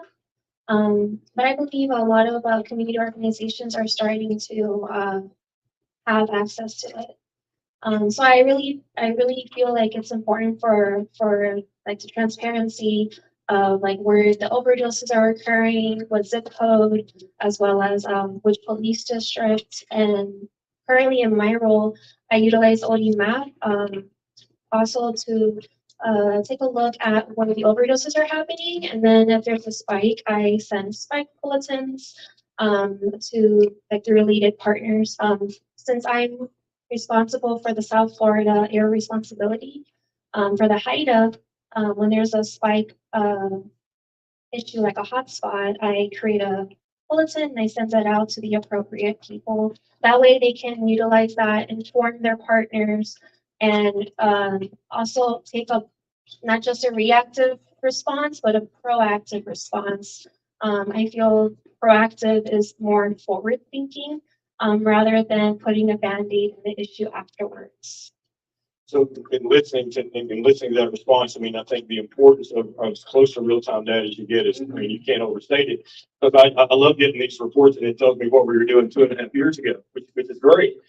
Except for I need to know what's going on right now. So the ways that I look at this and utilize this are when we have a string of overdose deaths or concentrated area, and so we know something bad is this. There's two ways to look at that. One is educational, trying to reach people who use drugs or hang around people who use drugs, going, hey, this is in your area. Right, and then the other thing is overdose reversal deployment, which is what we're talking about. Yes, and part of the overdose response strategy, for those that are not familiar with it, it's a nationwide unique partnership between public health and public safety. So at least in Florida, there's 3 areas of responsibility. There's North Florida, Central Florida, South. And each of them have their own orange team, so they are very responsive to whenever there's an outbreak of like overdoses that happen suddenly. So that's a very special component about it. And I really appreciate that question. Thank you. Yeah, well, if you read a newspaper, and I think a few people still do, if you look at what recently happened in Philadelphia in the Kensington area, you're able to identify that using the data we're talking about, and then deploy basically armies of folks are going around there and, you know, in reverse overdoses before people die. But the important component of that is then linkage to treatment after that. So thank you, Jasmine. The next guy I know a little better. He brings a skill set that's unique from his previous life. Jared Koski. Jared, I'd like for you just to talk about a little bit about collecting data. What's it like trying to work with states or their business there? And then I know you got a million success stories, but I'd like for you to share one with us. I know a few of them. Sure. So data collaboration is always difficult. Collaboration, we're talking about 2 different entities working together and sharing data. There's many reasons why this fails. There's silos in data. Everyone's siloed their data. There's corporation, government, anyone else. There's also data monetization, and then there's HIPAA paralysis. So all these things are things that you fight against when you're doing data collaboration. I'd say probably the last great success that I had was doing the data analytics for expert witness testimony against Purdue Pharma. With that, it was a common goal. Both states were fighting together. And so the collaboration was good on that. As far as any other ones, I mean, we're working on collaborations right now. It's just difficult because you have to get buy-in from every stakeholder, from every level. You have to justify why you need that data, safeguard the data. And then every stakeholder has to be strong within every partnership.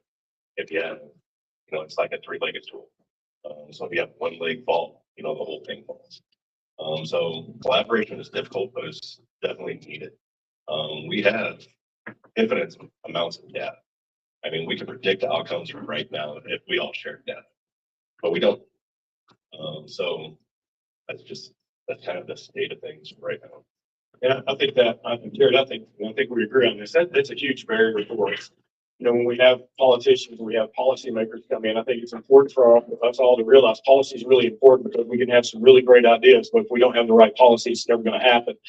And I look at some of these individual state departments, hold on to that data like it's in their fiefdom, right? That's what they control, and you can't have it. And Jared mentioned the term HIPAA paralysis. HIPAA's privacy, right? You're the private medical record, and you don't have to share that with people you don't want to, unless there's certain circumstances. HIPAA was never meant to do this. I had a friend who said that we are so secure, we are no longer safe. And so I like that. That was working at the VA. The veterans in the room, thank you for your service. And we've got some issues that we need to work out around that. So Jerry, do you see this becoming, is this getting easier? I mean, you've done this for a while. Are people starting to share data more, or is it still hiding behind certain things that they want to keep to themselves? I would say certain organizations are starting to share data. Other ones are still difficult. One of the hardest ones to get, what I'm talking about is raw data, not aggregate data. It can be de-identified or, masked, but it's still hard to come by. We have government-funded organizations that don't share data. That you put in requests, you don't get it. And it's all for a greater good. But it just doesn't happen. You have to have so much buy-in. You have to have so much reasoning to get this data. And sometimes the thought process behind it, it doesn't add up. So I say it's a huge barrier. There's really no reason that we can't do near real-time tracking on non-fatal overdoses right now. There's emergency department data, there's EMS data, all those are transmitted real time. We don't do it because of the barrier to getting that data. I can tell you, if you're working in a space around data, one of the things I've learned is sometimes that the barriers that are put up, they'll say, well, it's law this, it's law that. I have to see the law and read it, because what I've discovered is most of the time it's not. And it's just what the assumption that they've always operated under. So, to prevent us from getting that, and Jared's right. With the technology we have today, we ought to be able to do it in real time. Thanks, Jared. Next, my friend Mark York. Mark, I'm kind of going to turn you loose a little bit. Mark and I have had these discussions, I don't know how many times over the last 3 years, numerous. But the importance of dashboards, particularly dashboards that are between states, right? We don't live in isolation. I live in Northeast Tennessee. Okay, so I've got Western North Carolina, Southwest Virginia, Eastern Kentucky, and Southern West Virginia, all within an hour of my house. So I'm way closer there than I am Memphis. Matter of fact, I'm closer to Toronto, Canada, than I am Memphis. So we actually live in regions. And the other important part about sharing of dashboards is we're looking at counties, right? You've got to remember, a lot of this money is flowing into counties. So, Mark, what I want to know is there a way to utilize dashboards that could help us have a more regional approach, or even a clump of counties? And then how do we go about getting that done? Okay, thank you. Dashboards, one of the things I was involved in the opioid litigation as well, on the formative aspect, as well as of the data and analytics. And I can tell you, you would not be getting $50 to $70 billion depending on the accounting you use right now if it wasn't monitoring the data, the ARCOS data versus all the other abuses from each individual defendant. And all of that was compiled. One of the people that compiled it is sitting next to me. We come to that settlement number. But those numbers were in dashboards. Everybody, all the law firms, the defense plaintiffs, all could look at it. And after things started becoming formative and addiction abatement, we started realizing best practices were useless if all the medical professionals and treatment services didn't have a way to track what they were doing. So creating a dashboard. We have a Broward County Addiction Helpline dashboard. We have a Florida. We have the National Addiction Helpline. These are all part of models because no one wants to engage, but it requires a certain aspect of a public-private initiative. The public would be the states, the counties, and others talking to the privates. That could be Patrick Chapman at HCA or Lightstream Consulting Group, which was the precursor to what addiction abatement was, because the front-facing part of it was like, oh, that's a for-profit. We don't want to talk. Those days are failed and gone. In order for a dashboard to be useful, you have to have the interaction of everybody involved. Everyone, as a preface, is the first responder data. I want to tell you right now, everybody in this room, generally speaking, sees the first responders as police and fire. Thank you guys all. If it wasn't for you, a lot of what's going on today wouldn't be out here. But the true first responders are not the police. They're the triage, they're the emergency doctor. The first responders are the people that are really here in this room. The politicians, the treatment professionals, the other people that are making the decisions that create the policy that drop down, that enables them to do what they're doing. But in order to fix it, you have to go from the top down. A dashboard shows where you can go in, whether it's transactional tracking, where the money comes in from the state, down to a county, down to the nonprofits, et cetera, the metrics that are the success there, as well as on the social autopsy, where there's treatment desert and other things. The dashboards that we developed have all of those functions in there. It's just getting the engagement of everybody to buy into it.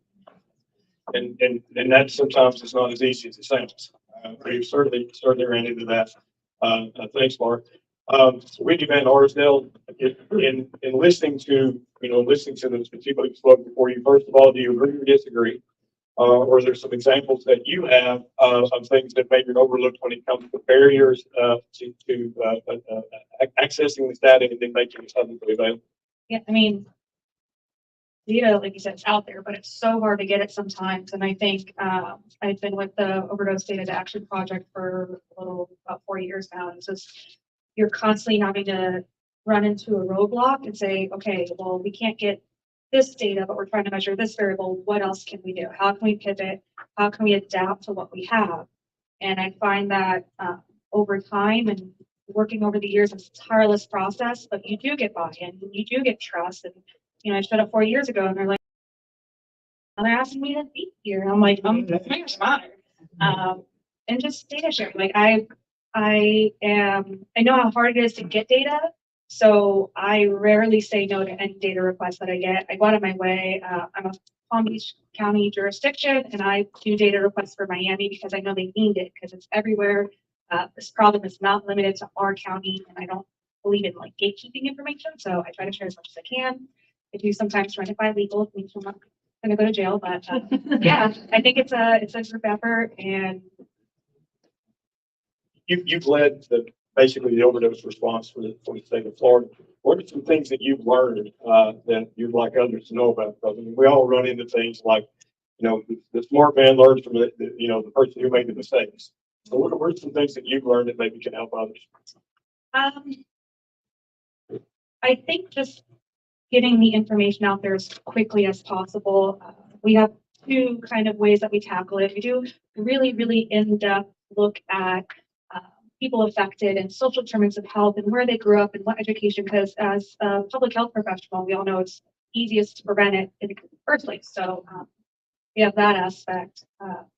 And then just going with what's happening. We try not to think about the overdose crisis as an opioid crisis, because now we have stimulants, and what about benzodiazepines, and what about other synthetics, and just trying to stay on top of it. And when we get that information, we share it. We just put out a whole hoopla in our monthly report that we send out about carfentanil. And for those of you who don't know, carfentanil is huge here, 2017, 18, mostly in Sarasota, but it kind of died out. I think there were no cases in Florida in 2022.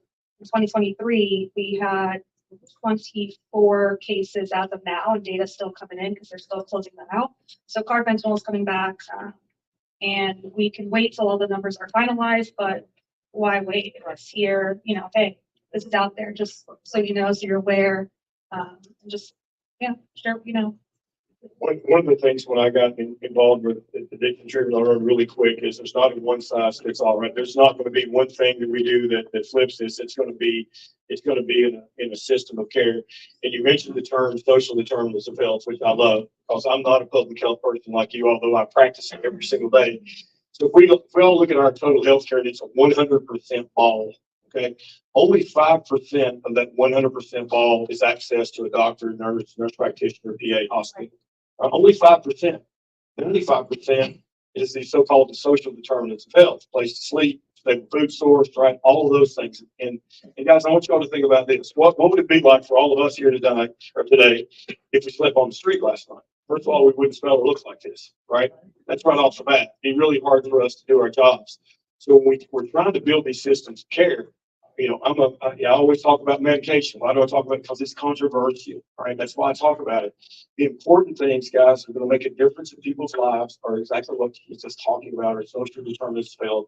And we have to start to have a way to measure it, right? I mean, where are you coming from? We now in our practice, we do it right when they hit the door. These are things I need to know, right? The hardest thing I have to do is get some of my young ladies to leave the dude that's beating them up. Right. That's a hard thing to do. So you're not going to know that unless you dig into social determinants of health and start to figure out what's going on in people's lives. I'm going to give a quick blurb about telehealth before I get to Lance. Is this when the pandemic happened, telehealth suddenly overnight was available.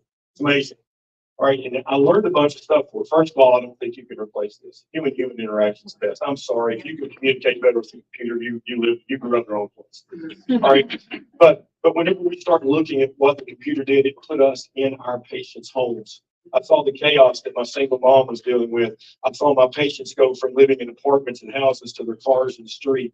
Right. We're starting to get an idea of some of these things. So the social determinants of health and a way to aggregate them. And then the other part of that is trauma. Look at how many people's addiction are driven by their trauma and starting to collect data around that. So maybe we could start to predict who's going to need intervention or who's going to need more services going forward. Because right now, if we could get out of this crisis that we're in right now, we could kill our way out of it, right? We can just let people die. The problem with that is they leave kids behind in addiction to genetics, trauma, and opportunity. And now we're raising another generation.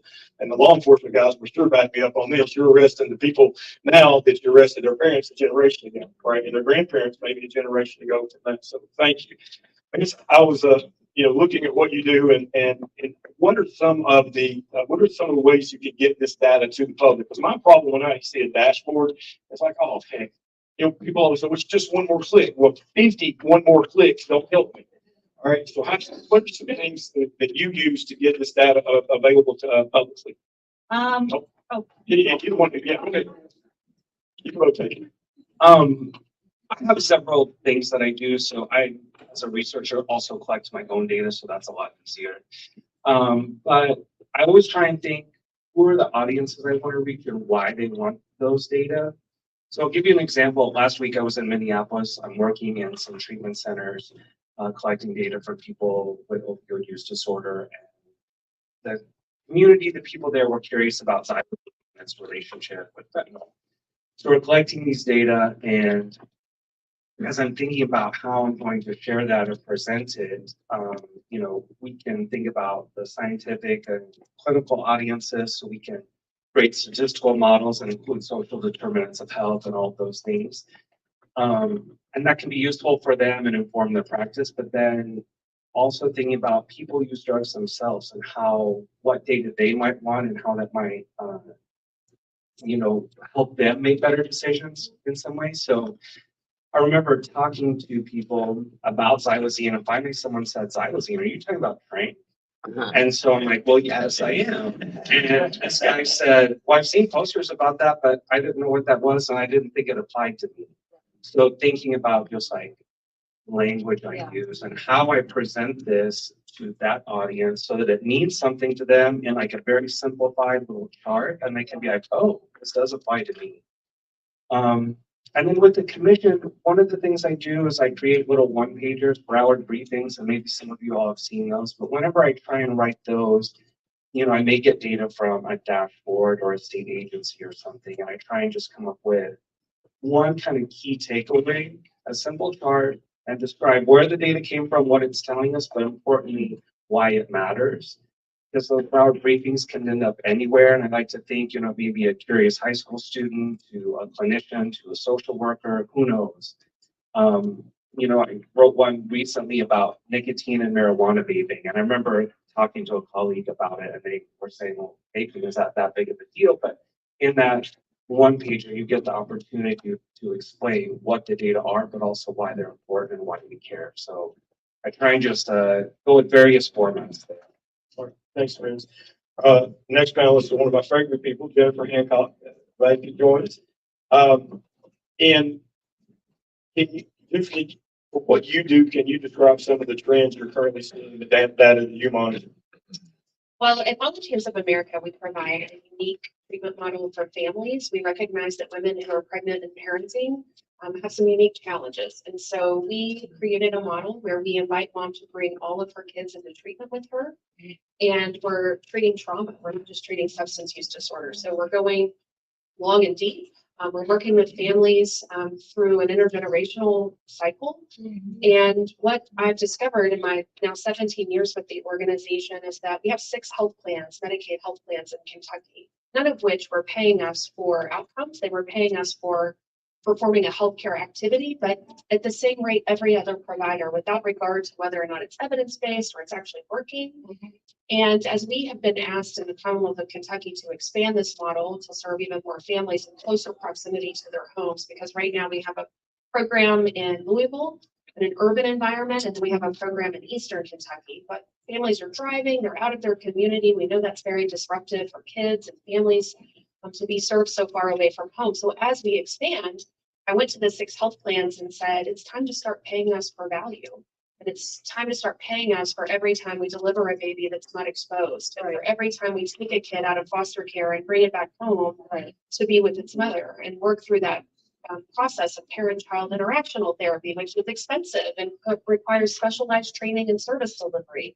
And we're getting paid the same rate as every other peer, some of which are predators in this space, some of which have no regard for outcomes. They're just really eager to have a volume-based model that incentivizes and rewards and turning a crank and just an activity.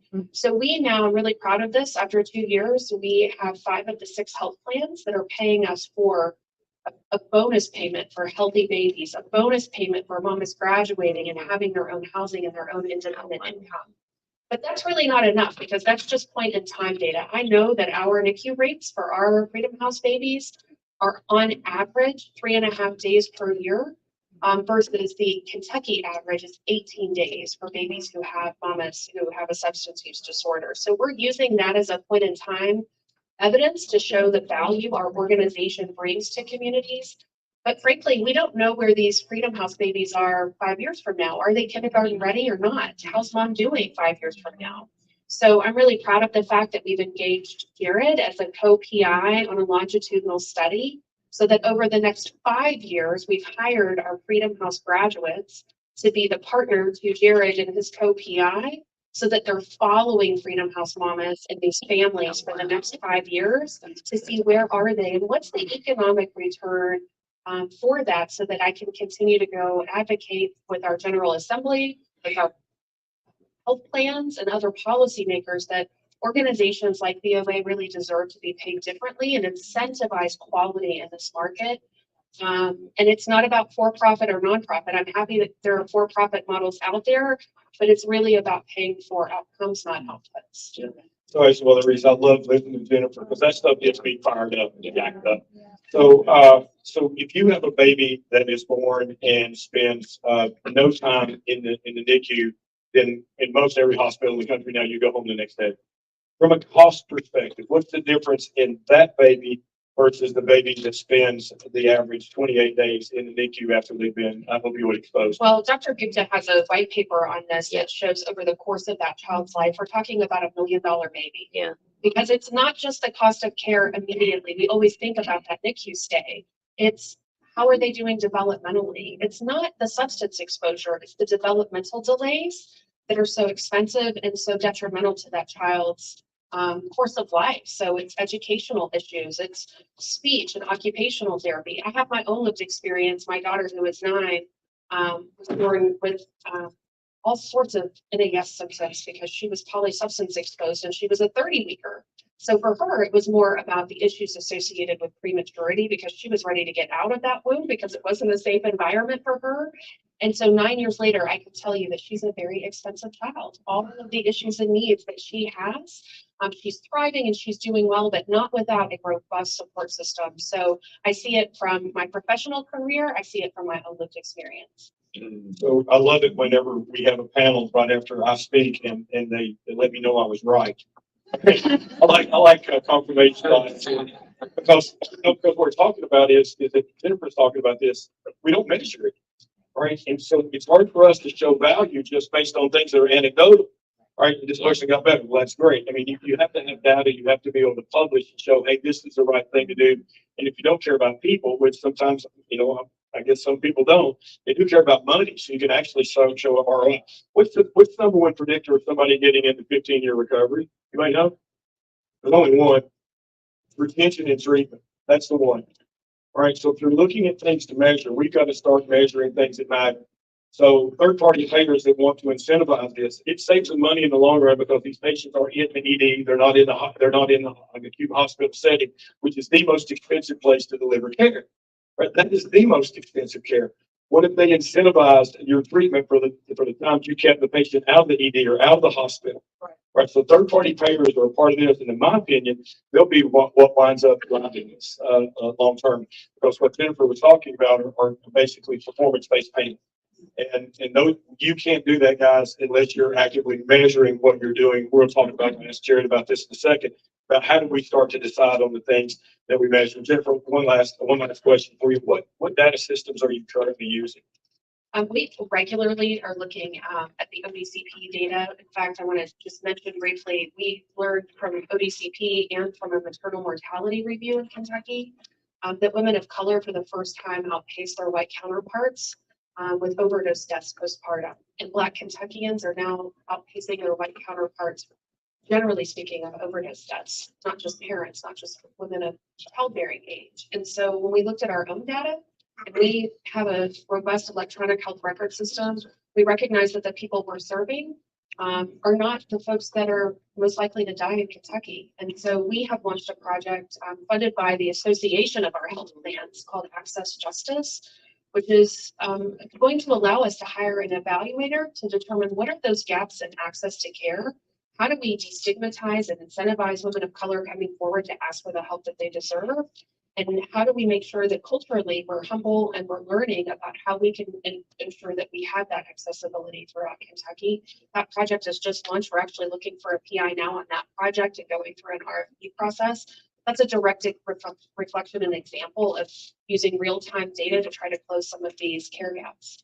I've spent a ton of time in Kentucky recently and looking at some of the sober living environments and things that one Kentucky. I mean, it's really pretty amazing. I want to talk just briefly before I get back to Jerry. Is that if you have a mommy that has 2 kids and is single and needs drug treatment, okay, and needs inpatient, right, intensive inpatient treatment, what's the big barrier to getting her in somewhere? It's the 2 kids. And I'm going to tell you something I was talking about earlier, how we approach addiction treatment. You know what people say to moms like that? You're going to make recovery your #1 priority. You're going to lose that anyway. Figure it out. And that's crap. Right. How many women do I know that are going to leave? Are going to leave their kids?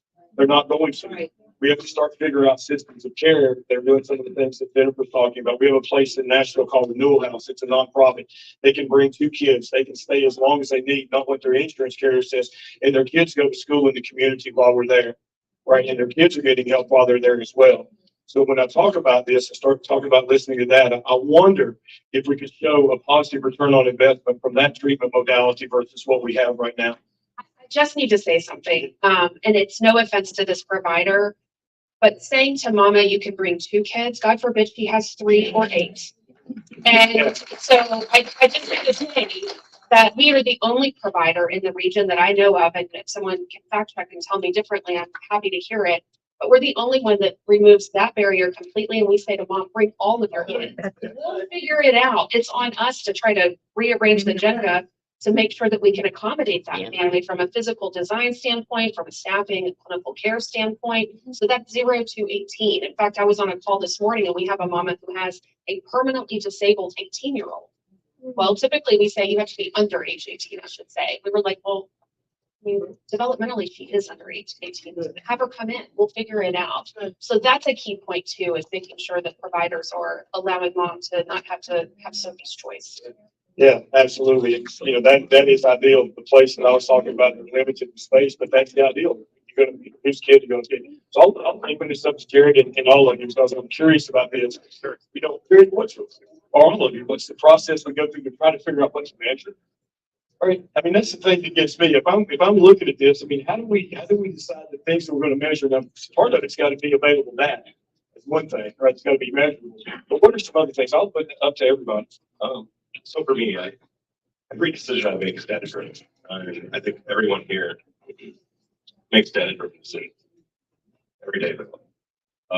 So this should be no different. The decisions we make in the opioid epidemic should be data driven.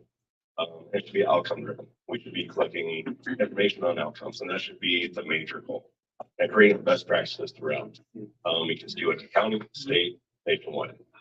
But if we don't do that, then we're going to be sitting in the same spot 5 years later. Numbers are going to keep going up.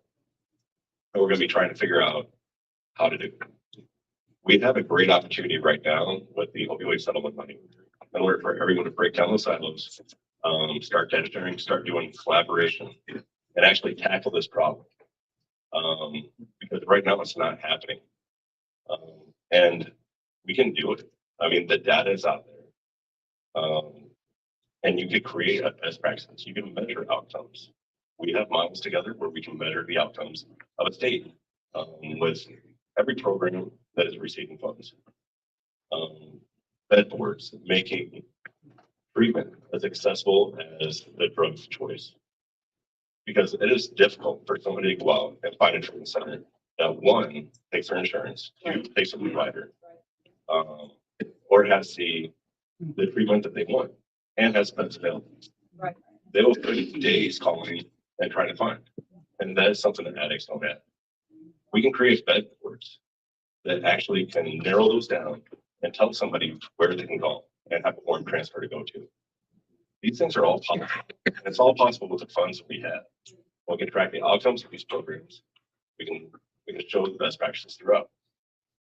And right now we have the opportunity to do it. It starts with collaboration. Mark?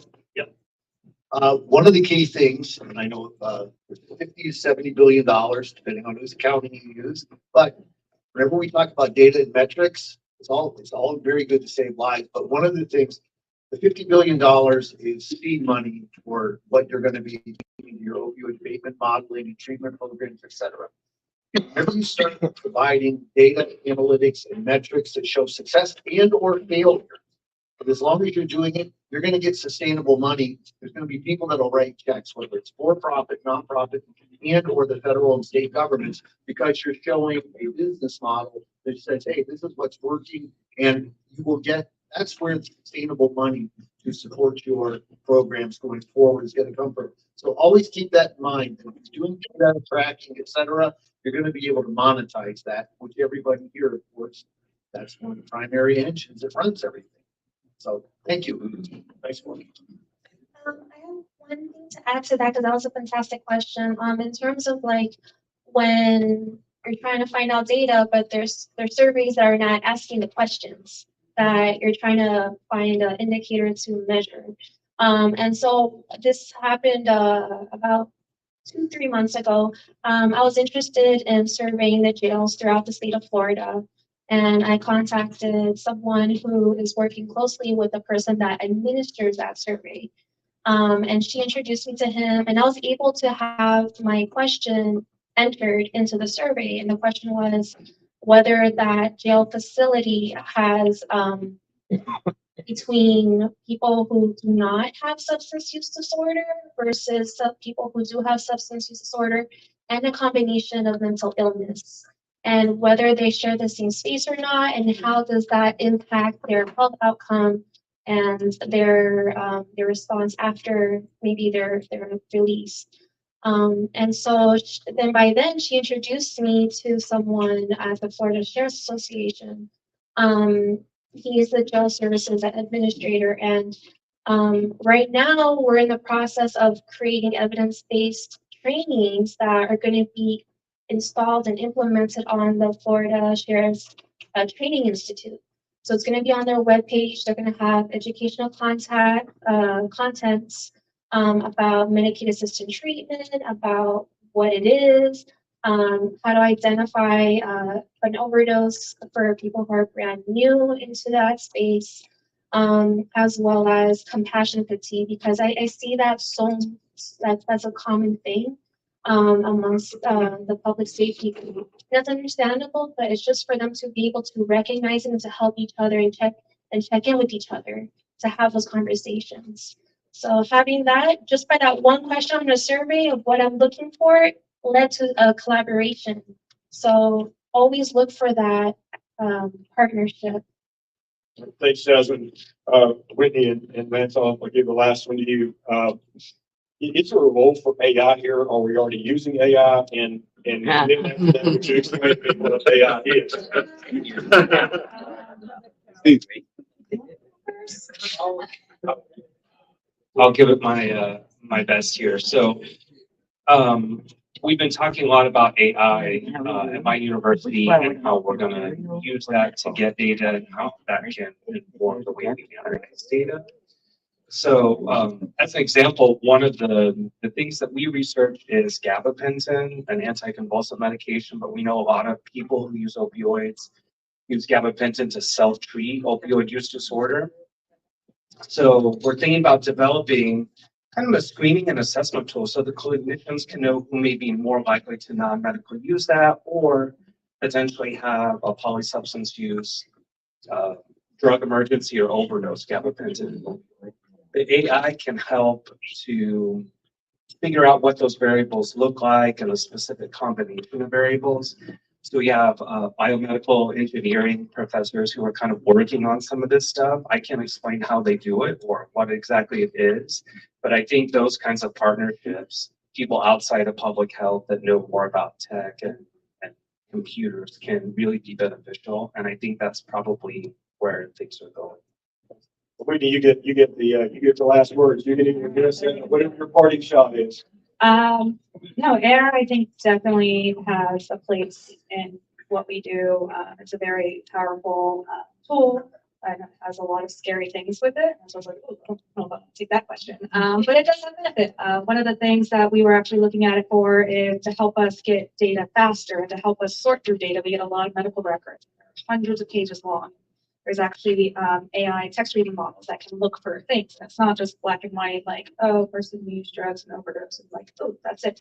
But like, it looks for so many different combinations of how to say what happened, and it learns and it develops, it grows as you train it. So, I think the interesting thing about AI for me is, and what I understand about it, it doesn't think like we do, and so it starts to see some relationships that maybe we wouldn't put together. So thank you all. Thank our panelists. I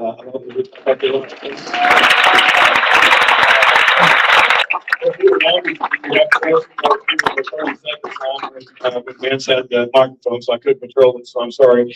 But they'll be around if you have any questions, and I guess we can go ahead and move on to lunch. So if we get up the panelists go to your left, you have a group picture, and Kathleen, if you're available, and Dr. Loyd, if you're available to be in the picture with the panelists, I appreciate that. Let's show our appreciation one more time for our panelists. I traveled a great distance today to be here, and we're very grateful for that. All right, we're going to break for lunch in just 2 minutes, but if you could just give me 2 seconds. There's a couple of things I wanted to cover. Number one, it's on your chair today. You see from the Children's Services Council and HCA Florida Healthcare, you see a swag bag that's full of all kinds of goodies from all different agencies. We hope that you enjoy the items that are in there, and we acknowledge and appreciate those agencies that helped us put those bags together. One quick little advertisement. Many of you in this room have been to the United Way's Behavioral Health Conference at Signature Grand. Yeah, let me see a few hands. Yeah, all right. So this year, a big change is the location. So the Signature Grand, as many of you might know, is going under a complete remodeling. So this year, it's going to be at the Broward County Convention Center. The date, and I think Louisa and Franz are handing out some of these flyers right now. The registration is now open for the United Way Behavioral Health Conference. It is Tuesday, May 14th and Wednesday, May 15th, and it is entitled The Power of Prevention. If you haven't been to this conference in the past, you will be amazed. It is an incredible program of speakers and breakout groups and work groups, and CEUs are available for that. It's a fantastic two-day event. This will be the 9th annual event, and if I'm not mistaken, last year, Kathleen, we had over 1,200. Yeah, we was record attendance. Record attendance. We could fit more in the Broward Convention Center. And we can fit more in the Broward County Convention Center. So congratulations to the United Way of Broward for putting on such an incredible event. So coming up next is we're going to break for lunch for about 25 minutes. They're boxed lunches. They are out on the patio. We hope you enjoy those. And those are also courtesy of our sponsors. And when we come back, we're going to have a video message from Admiral Linnefeld, our former Joint Chief of Staff. He's going to do a short presentation for all of you today. And then we're going to have our next panel, which is about evidence-based responses. So if you could look at your watches, it's about 11:25.